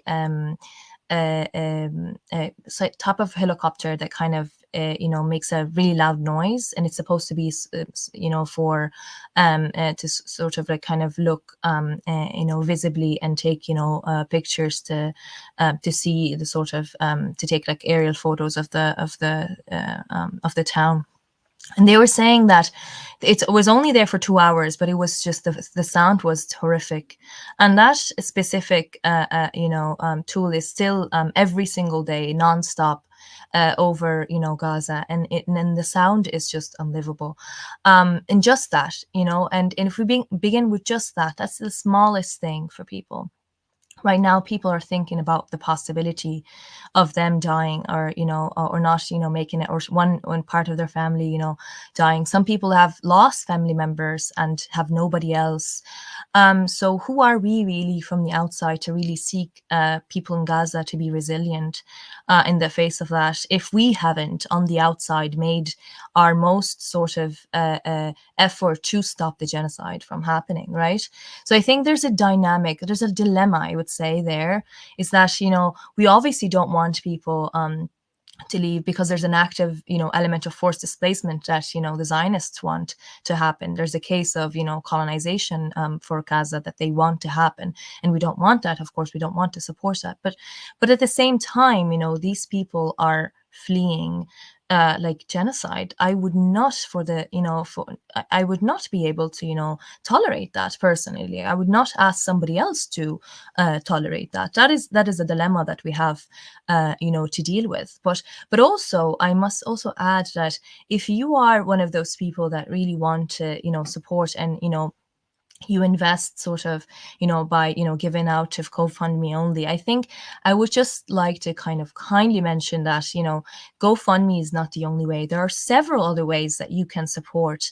You know, there are, you know, other, you know, organizing spaces that you can attend. You can, you know, go out and, you know, in a teach-in. You can also you know, when there are protests, when there are direct action, there are plenty of ways that you can help support. But just to view sort of GoFundMe as the sort of only material way to support people flee genocide, I think it's problematic. I think we need to sort of couple this idea of we need to fight, against the genocide, and we need Gazans to win, against, and then basically the defeat of the Zionist, troops is very important for us, and we need to prevent the forced displacement of Palestinians, and we need the right of return for the ones that were already now displaced. And at the same time, yes, we should support the ones that want to flee from genocide. We should absolutely donate to their GoFundMes. When they reach to us, we are happy at the Good Shepherd Collective to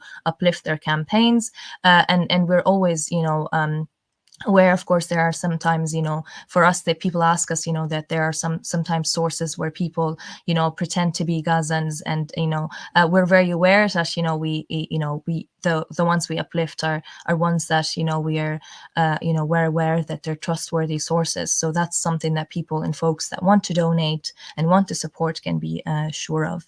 But just to emphasize that we need to be mindful of those two dynamics, and to constantly uplift the idea that no, we do not support forced displacement of Palestinians, and we want to support the right of return, and Gazans shouldn't have to endure genocide, nor should the troops be in Gaza whatsoever.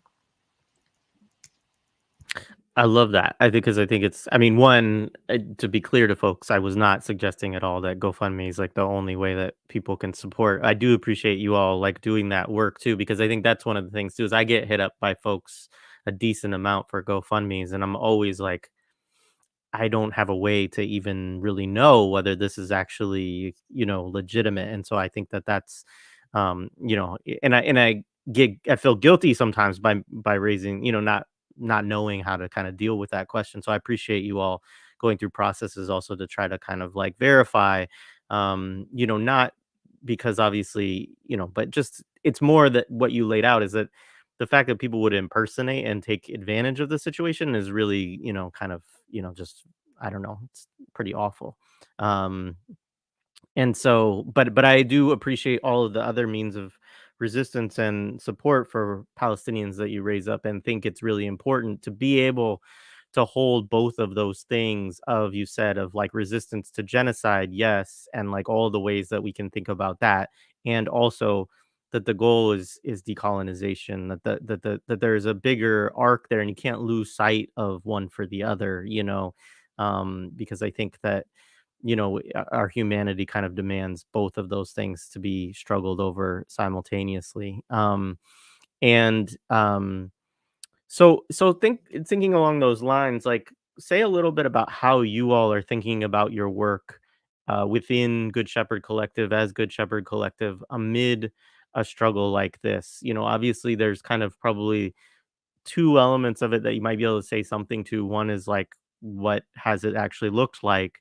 But two is, has it shifted things at all for you as you think about what the future of it is? I'm interested in any thoughts that either of you have on those questions. Sure. Yeah, thanks. Thanks, Jared. I think for sure, definitely over the last few years, there's been like a big shift in our work and a lot of internal discussion about the scope of our work and how to bring the most value and kind of meet the moment of what we see the needs are.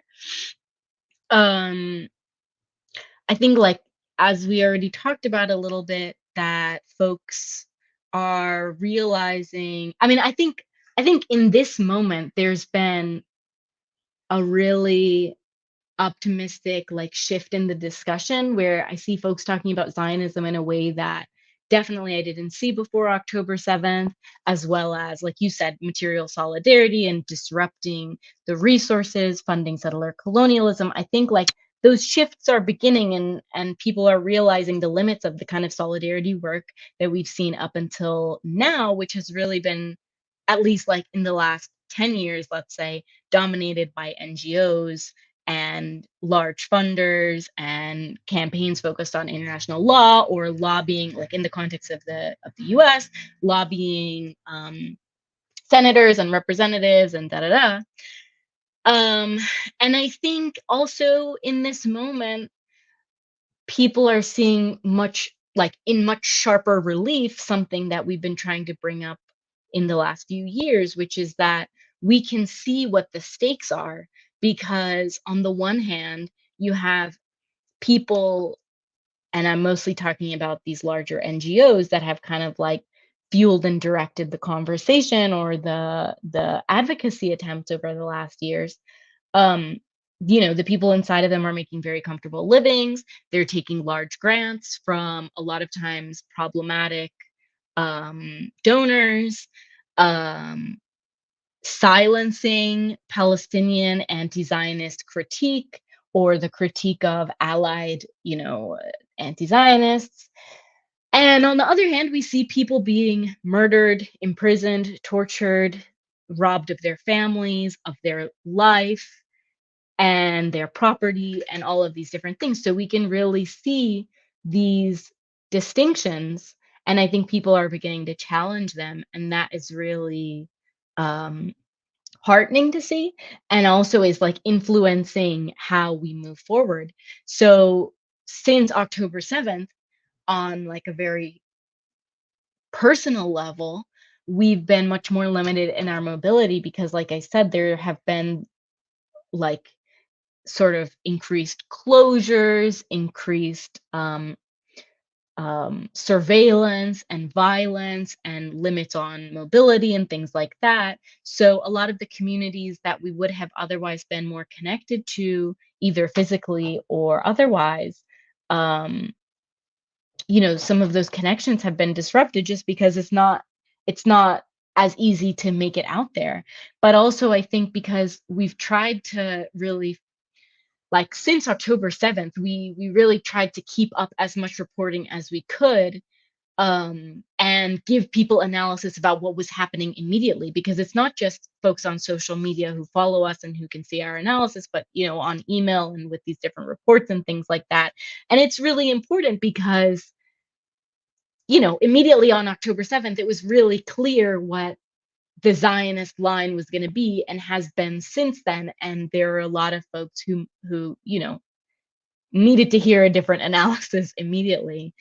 So we've tried to do that. And then at the same time, we've tried to really like maintain at least some reporting on Zionist violence in the West Bank and Jerusalem, especially because it's kicked up like in a much more aggressive pace since October 7th. And then, something that's kind of fallen outside of the spectrum of what we've been reporting on, just because, there are a lot of, it's not new forms of violence, but like um, new, like, what the word, like examples of the way that the violence is being exerted. So, for example, in the last month we had Ramadan. A lot of people who otherwise would have had permits to travel into Jerusalem were denied those permits and couldn't travel. At the same time, we also had Easter, and the Christian community was divided in the sense that in the past, Christians of different like sects, or like within the Greek Orthodox or the Bana, what am I? You can hear my words are going, but thank you, Catholic. Yes. We're divided. And so people weren't given permits to travel together to celebrate both holidays. And so you can see these like different divisions, right, along age lines, for example, where some Muslim worshippers who otherwise would have had permits to go to Al-Aqsa were denied them, or maybe even along family lines. And then even within the Christian community here, which is tiny, dividing along these, sectarian isn't the right word, I know that, but I can't think of what it is. Anyway, you understand what I mean, these lines of these churches. So there are these new like kinds of violence that are happening that I think have sort of been left out, and that's been frustrating to try to hold all of these things. But I think that that's been, it's sort of like an ongoing conversation of how do we try to like maintain this information flow of all of these different things that are going on and the way that they're changing and providing analysis at the same time, which folks don't always want. Denominations. Thank you, Ben. Not sects, denominations of Christianity. Yeah, just to kind of keep this up and keep folks up with what's going on. So it's not only the genocide, because there are other elements of things that are changing that are going to have long-term impact and are important to talk about.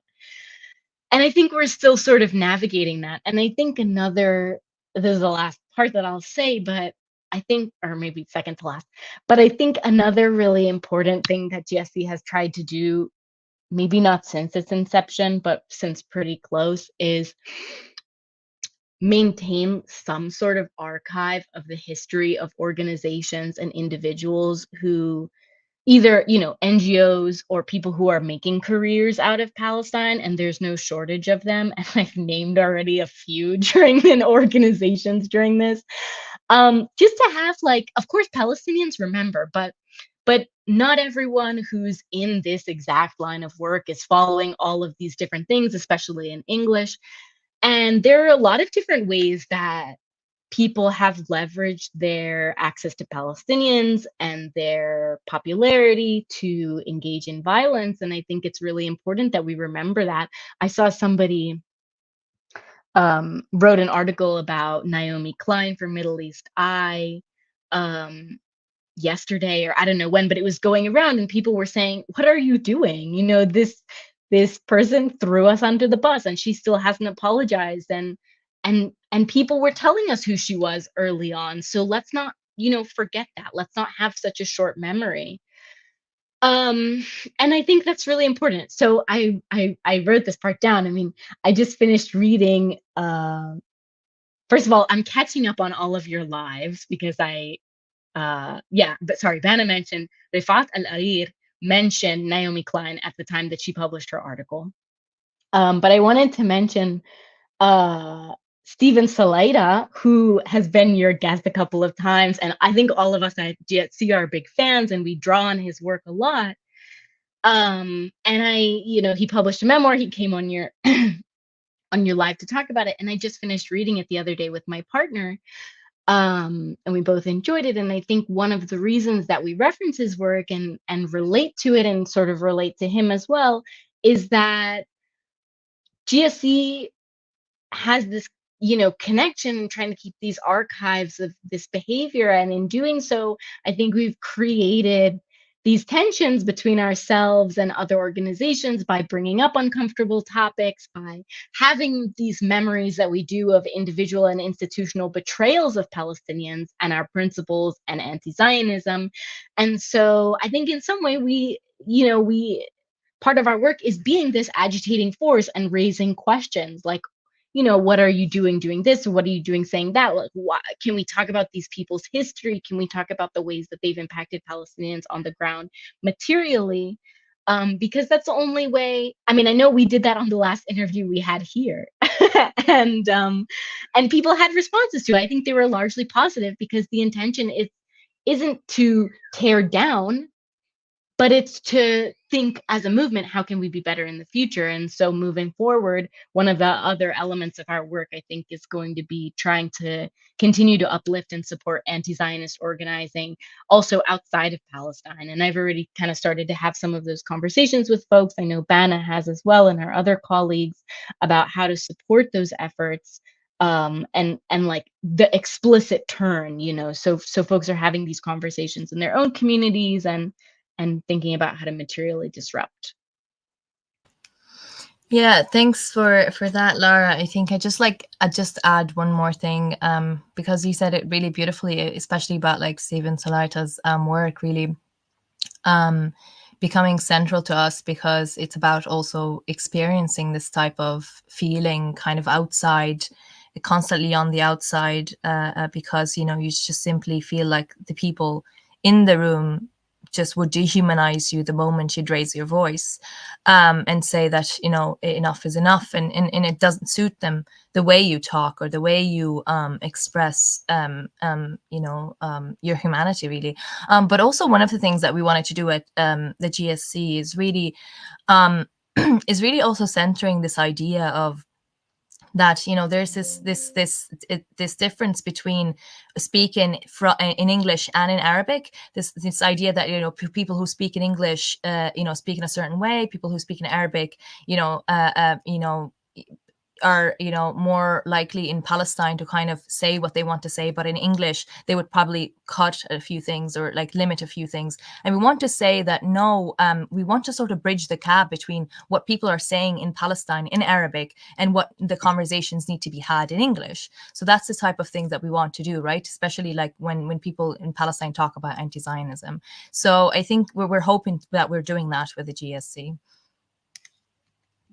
That's awesome, and it kind of I'll give you space to say a little bit more about this in relation to a question that came up from the audience. So, um, w- what this person is confused by is who are honest partners, because I see that ideally no Israeli Jewish group is ideal, but don't you want to have a broader partnership such as the anti-apartheid struggle or the civil rights struggle? I'm guessing that's in the United States. They're referring to the civil rights struggle, and so I think one thing I did is I posted the thing that you all talked about last time, which is up on your website, which I know was co-authored by you all and I think M. Cohen, um, which is a guide to. I'll actually share my screen so folks can just see what the document itself looks like, but it is on goodshepherdcollective.org.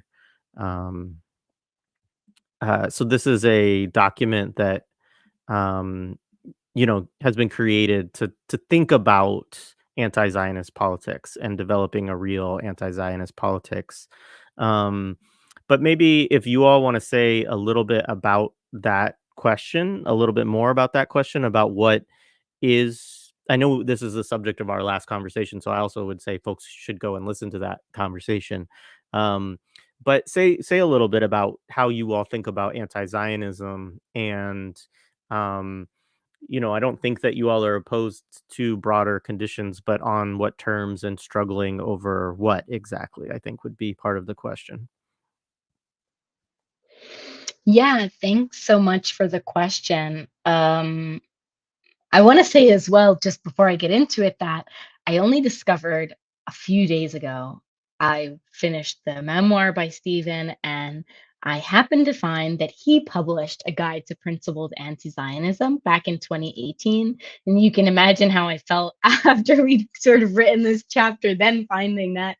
But folks can check it out if they're interested, because that's another good read.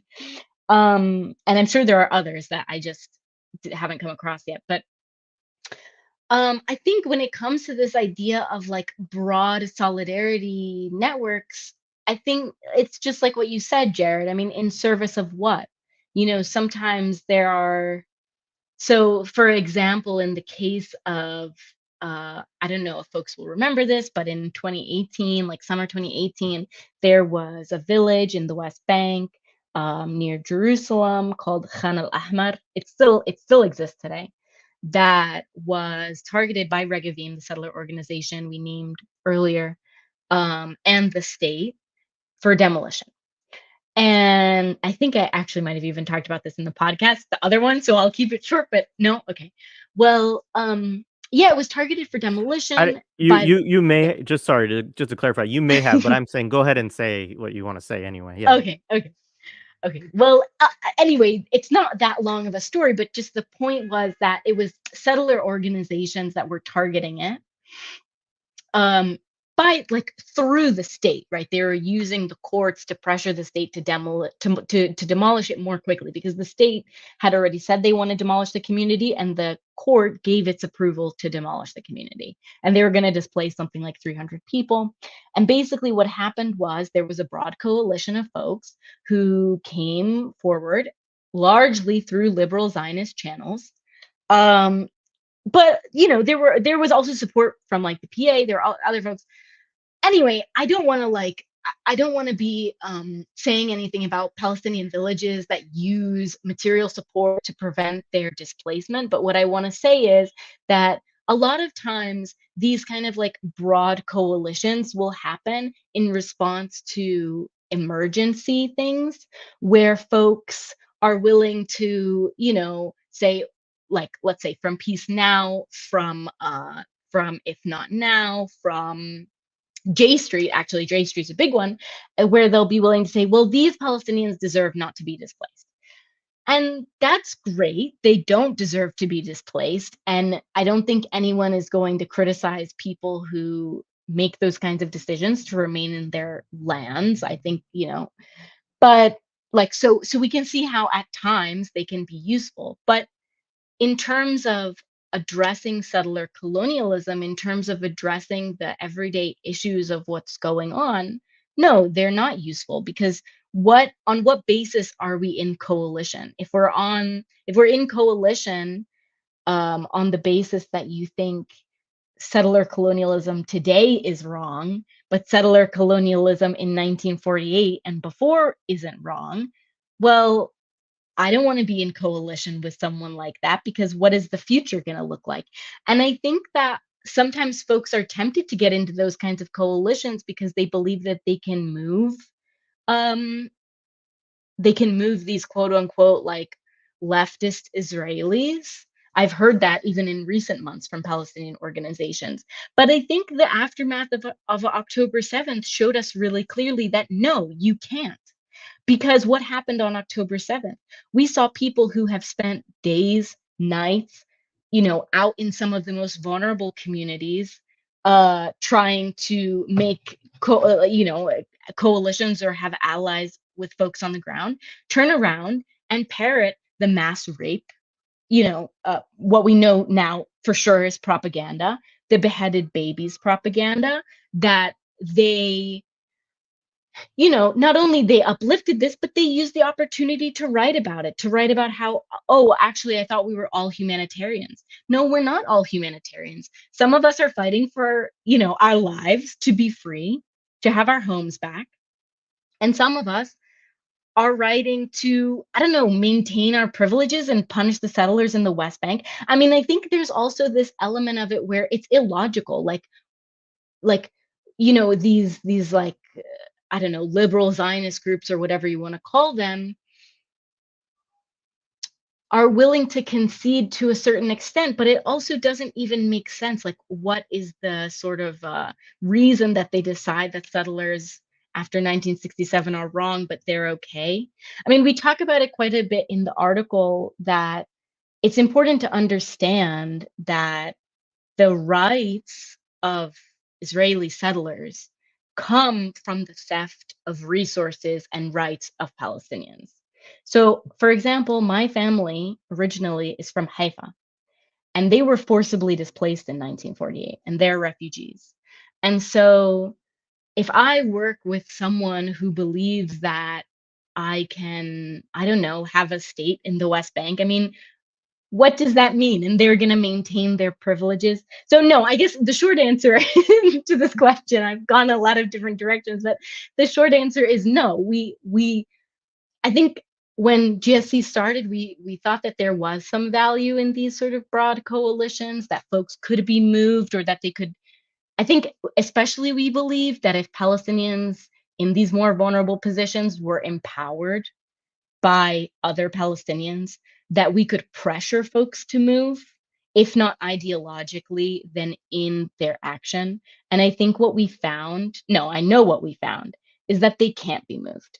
And that folks that are unwilling to let go of Zionism at its core are never going to be able to see Palestinians as agents of the future or as their equals. And they're never going to be able to understand that the privileges of settler colonialism are stolen privileges, and equal rights for all, and that sort of framework is not going to bring justice for Palestinians. I hope that answered the question. Yeah, Oh, sorry, Ben. Yeah, I'll add just one thing on top of that. I feel like that is just I feel like there's a general debate about that. But it's not even about Palestine, but there's just general debate. It could be a Marxist even debate about this idea of building broader movements, or, keeping it kind of small and sweet and trying to win in more people into the ideas and the principles. And this idea that like the revolution versus reform thing of like, you know, broader movements will tend to kind of move into sort of, you know, reformist tradition, or and they would just sort of betray the principles. This is still the debate. Obviously, some people will disagree with that, but often in the spaces in Palestine, it will when it comes to kind of organizing around Palestine, it becomes in a way reformist, and the reform really becomes reforming Zionism. Really, it becomes, instead of being like really strictly anti-Zionist, decolonial, it starts becoming sort of liberal Zionist, you know, reformist, wanting to reform Zionism to make it sort of more appealing.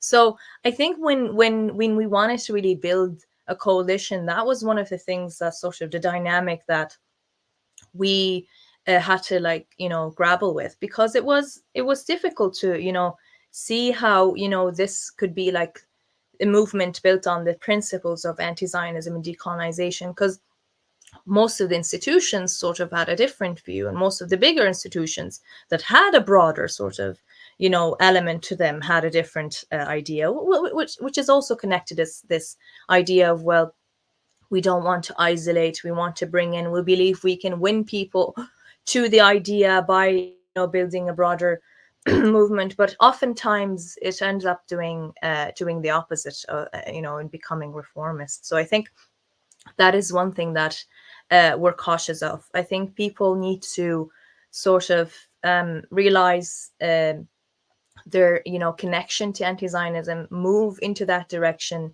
as opposed to sort of starting to normalize elements of Zionism and liberal Zionism. I think it needs to go that way, at least for us. Can I just add one last thing? Yeah. Sorry, Jared. I just wanted to add one last thing, because I kind of thought about it as Bana was speaking, which is that actually, like, we've seen in the last few months the sort of effects of this like large coalition building.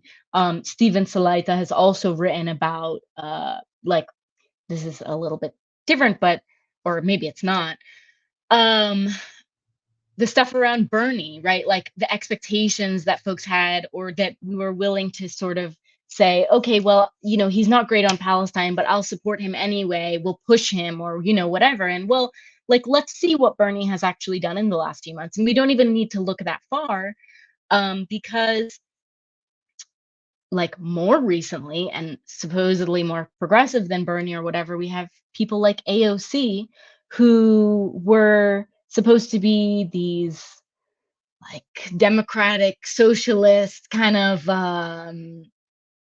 folks who were going to be progressive and who had the right stance on Palestine, supposedly. And that stance wasn't anti-Zionist, right? That stance was like liberal Zionist, but okay, big umbrella, we're thinking. But then you can like look at the votes that AOC has made, not only over the last 6 months, but over the years, where she supported more funding for Israel, for the Iron Dome, da da da. But even in the last few months, I think even last month, where she was making a speech or being interviewed or something, and totally legitimizing the premise, like we discussed earlier, of this genocide. So even if she's criticizing the way that the genocide is being carried out now, from the jump, she was supporting this invasion of Gaza, the, you know, the destruction of families, and what turned out to be this genocide, and what Palestinians knew from the beginning was gonna, like, at least turn out, maybe not exactly like this, but, you know, it was going to be something really big. So I think we can like trace what happens when you don't have this sort of principled alliance, and we don't need to keep making the same mistakes. It's okay for us to say it is a red line to support Zionism, and we are not going to support people who do it anymore. And I think that's important to say, because folks are still thanking people like AOC, and not folks like J Street.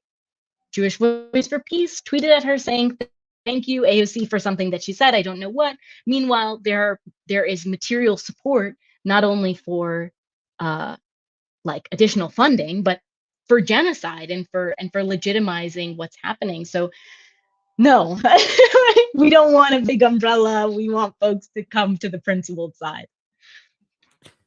Yeah, and I think just to thread the needle of the comments that you all have said and propose something, and you all are welcome to disagree with me on this too, but I actually think that there are ways to build large movements um, that where in some cases it may be that other people are able to involve themselves in them, but that don't fully share the politics. But like, let me give an example of like, divestment campaigns, right? Or even the work that you all are doing around targeting, um, what's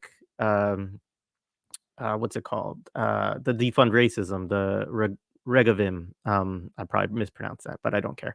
But anyway, that there are ways where people can take actions again, like locally in their areas that may not require like um that everyone like totally understands everything about it, but that the impact of it is actually material upon Zionism as a whole, right? Or upon the sustenance of Zionism, right? And so I think there's probably some middle ground within there, right? But I do think that it's really important to bring more people um to a fuller understanding of Zionism and not to confuse people, right, about what Zionism is. And I think that's the part too where I appreciate the work you all have done of talking about kind of so-called non-Zionism or liberal Zionism, right? These things where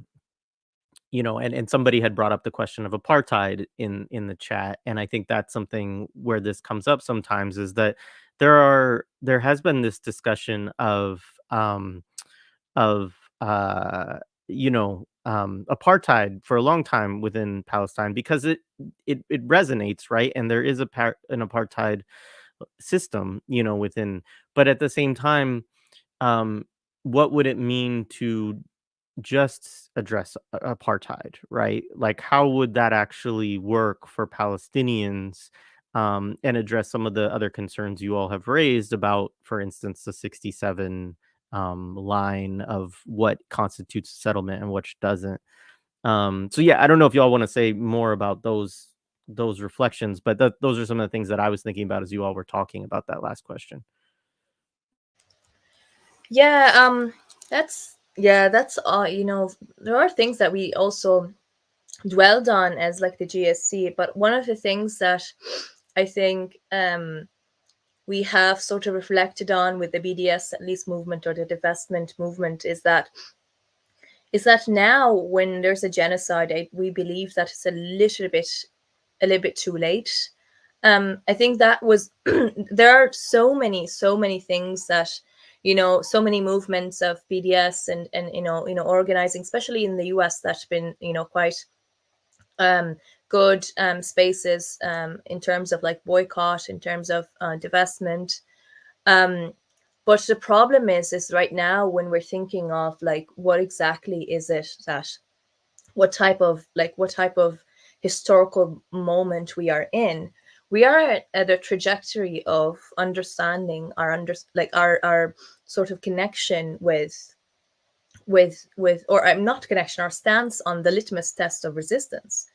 And one of the things that people also sometimes forget is that the BDS movement has formulated itself, which is in a good way, obviously. Like it's formulated itself, like obviously is sort of one of the tactics of pressuring Israel to concede to and respect international law, right? So the framework is still limited, and also one of the things that the BNC also emphasizes that they're a non-violent tool.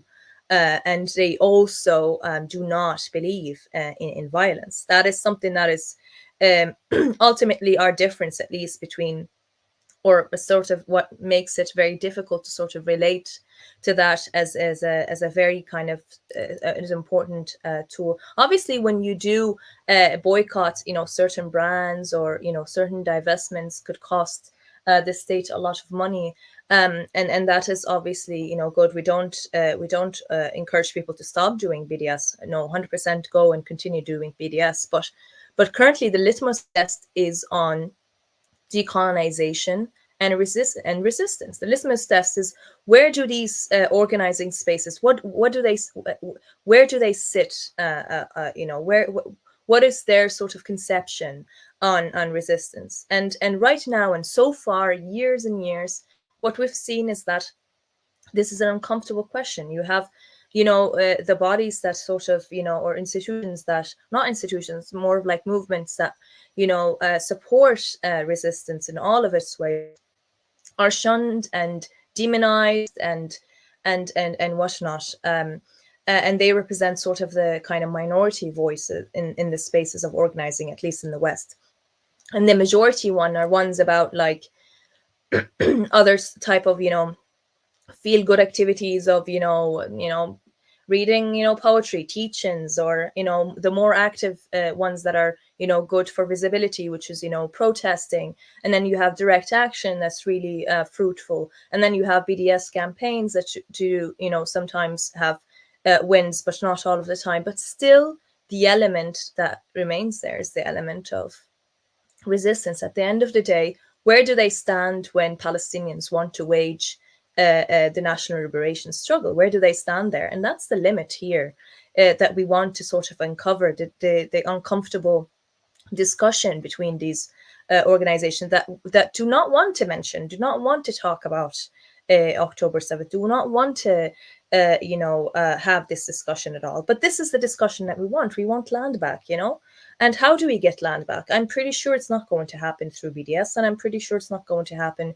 through international law. And I'm very, very also sure that even campaigns that are even material campaigns, that could disrupt the flow, aren't, by themselves able to liberate Palestine. It needs to be the question of, where do they stand on anti-Zionism? And anti-Zionism, obviously, the more active force of that is resistance that has happened. At least that's why we believe October 7th is central. And that's why, again, apartheid as a framework alone could be very problematic to just kind of focus on, because it obviously, denies the historical experience of settler-colonialism for Palestinians.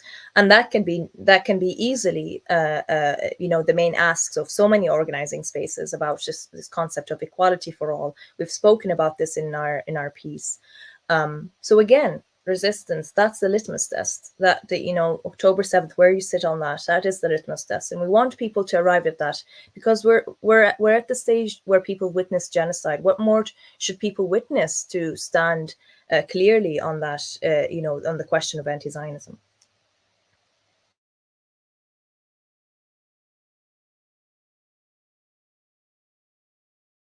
Sorry, I'm muted. I'm gonna raise this question. You all, I don't know whether you all want to respond to this or not, and if you don't, I can say a couple of things. But um, Stay Balanced asks a quick question: what do guests think of the possibility of Iran responding to Israel, and whether you all think that would help the Palestinian cause? I mean, I suppose, like, if we were to be like kind of in a very kind of bad way, political analysts, I would say that Iran has no interest in escalation, as in like to go directly into war. I don't believe that, and so many people, including Palestinian analysts and kind of more regional, well-known analysts, have kind of mentioned that this is not sort of the interest of Iran to do so. Now, if it does happen regionally, obviously that would be very difficult for them to for Israel sort of to win that war. You have to also understand that if Iran joins in, and you have Lebanon is now visibly engaging in resistance, and so is Yemen, and then if that coupled with the revival of Palestinian resistance in Gaza, and now we're seeing even more of resistance coming up in more softer ways, but still very kind of critical ways in Jordan and Egypt, people are kind of very, they're like, enough is enough. That is not going to be a sort of a war that Israel can win. That is simply something that we're aware of. It's not about the technological abilities of Israel. It's not about how much weapons or how much support it can have from the US and whether US can engage or join or whatnot. It is a war of against really the spirit of non-defeat. There's no, the undefeatable spirit really of the people of the region that experience the tyranny of imperialism and the tyranny of Zionism for years and years.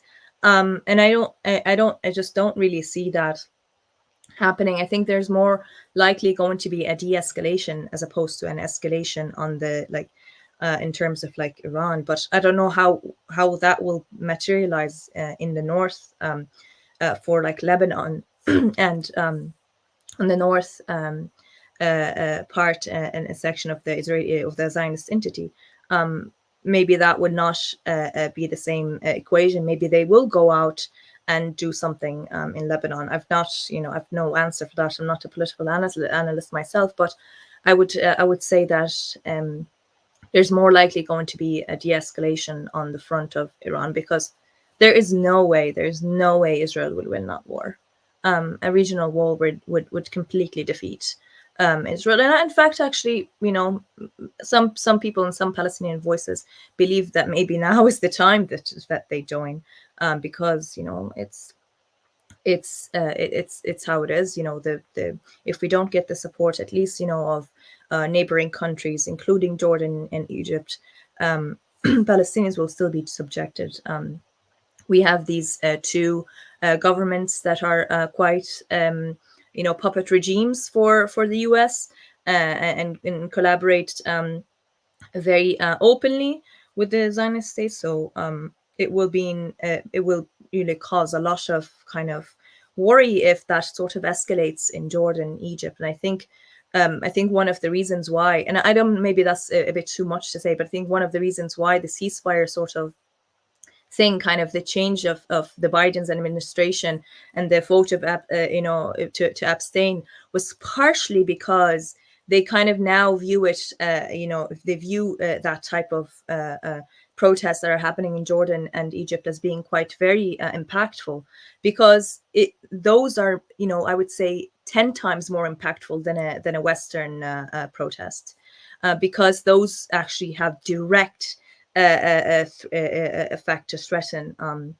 the Zionist state. So I think there's a general kind of move. Obviously, they want to blame it all on Netanyahu, which is the easiest way to save Zionism. But I think right now what's going to happen, most likely a de-escalation, blaming it all on Netanyahu, and get him out of the equation and saving Zionism. I think that's very well laid out. I'll just add, like, I follow Amal Saad on Twitter, and she gives really good analysis of the axis of resistance and Hezbollah and Iran's role and things like that as well. And I think that one of the points that she has made, and others have made it as well, is that it's right now is a very kind of tricky moment, because obviously Israel has escalated with this attack on the Iranian, government folks, the diplomats that were in the consulate in Syria. This is an egregious violation of international law. Well, that's not that surprising for Israel right now. But Iran has to sort of there's sort of two options that people see for Iran. One is that um, and one is there's a belief that Iran has been more involved in trying to get the ceasefire brokered, right? That Iran has basically told the had discussions with the United States about their retaliation, and that if they retaliate against Israel, they want assurances from the United States won't get involved, and allegedly, that the United States has said that they wouldn't, right? But it seems that there's kind of two ways that Iran can approach this. One is to try to get that ceasefire, and then to be able to take credit of, we didn't respond and retaliate to escalate this. Instead, we used our, our authority, our power to, use this moment to broker a ceasefire to avoid a larger war in the region, and to, bring the ceasefire to people in Gaza, etc. Um, and it might be that that helps somewhat the leverage also that the Palestinian resistance factions is having, getting more of their demands met through a ceasefire right in this moment. Um, so that could be seen as a win. The tricky part, I think, that has been posed is that if that doesn't happen, then many people think that Iran has to respond at that point, because otherwise they lose face, right, regionally, with their own populations and things like that, right? And so, um, anyway, that's kind of just some thoughts that I would have. That are mainly informed by like Amal Saad and other folks that I follow that are sort of been talking about this. Obviously, we'll see. You can't predict the future. That's just sort of some analysis. But Ben, I really appreciate the thoughts that you put forward. I think those are good. And so I think, let's see, is there anything else? Let me look at what else I saved from comments people had.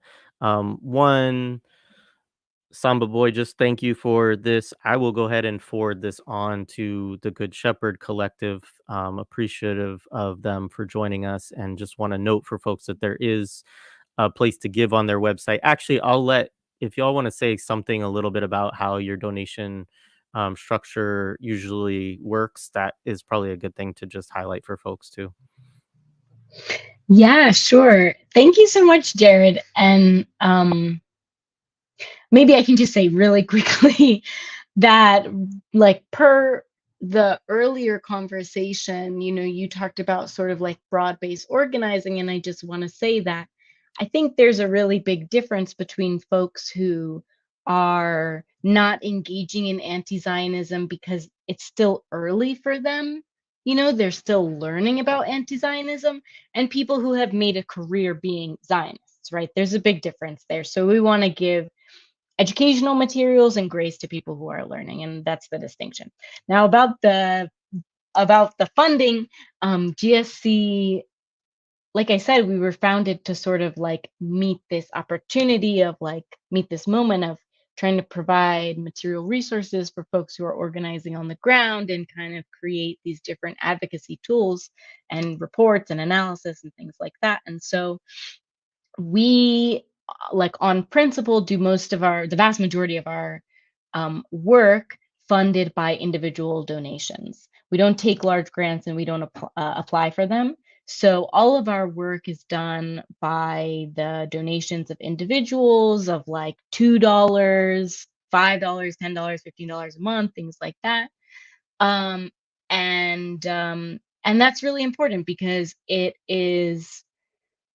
allows us to do our work, freely, the way we want to do it, the way we see it as principled, in connection and in community with the Palestinian communities around us, and that we're in solidarity with, and that we're sort of organizing alongside. It means that we're not beholden to large donors, that, we talk about, I think we talked about that in the last podcast, but a lot of what happens, a lot of the problems that you'll see with some of these NGOs that we're criticizing, either the ones that work on a more like data and humanitarian front here in Palestine, or even the ones in the US and elsewhere that work on like quote unquote advocacy, their funding is connected to international law, like contingent on international law, and also contingent on supporting the Oslo Accords a lot of the time. And that's part of what traps them, but they also make the decision to accept the money on that basis. So that's why they'll talk about, two-state solution, apartheid, but not settler colonialism, and things like that. And it really traps the type of analysis that they're willing to give. We weren't willing to give that kind of power up. And so that's why we do this work on that basis. And so if folks are interested in supporting our work, that means a lot to us, because every kind of person who gives a little bit, especially on a monthly basis, even if it's like $1, that means something for how we're able to continue our work. So we really appreciate it. Right on. Well, I encourage folks to do that, and thank you both for being in conversation with us this morning. This has been great. I realize we've been going for like 2.5 hours, so thank you for all of the contributions and things that you had to say, and appreciate your work. Thanks Yeah, so you much. too. Yeah, thanks so much.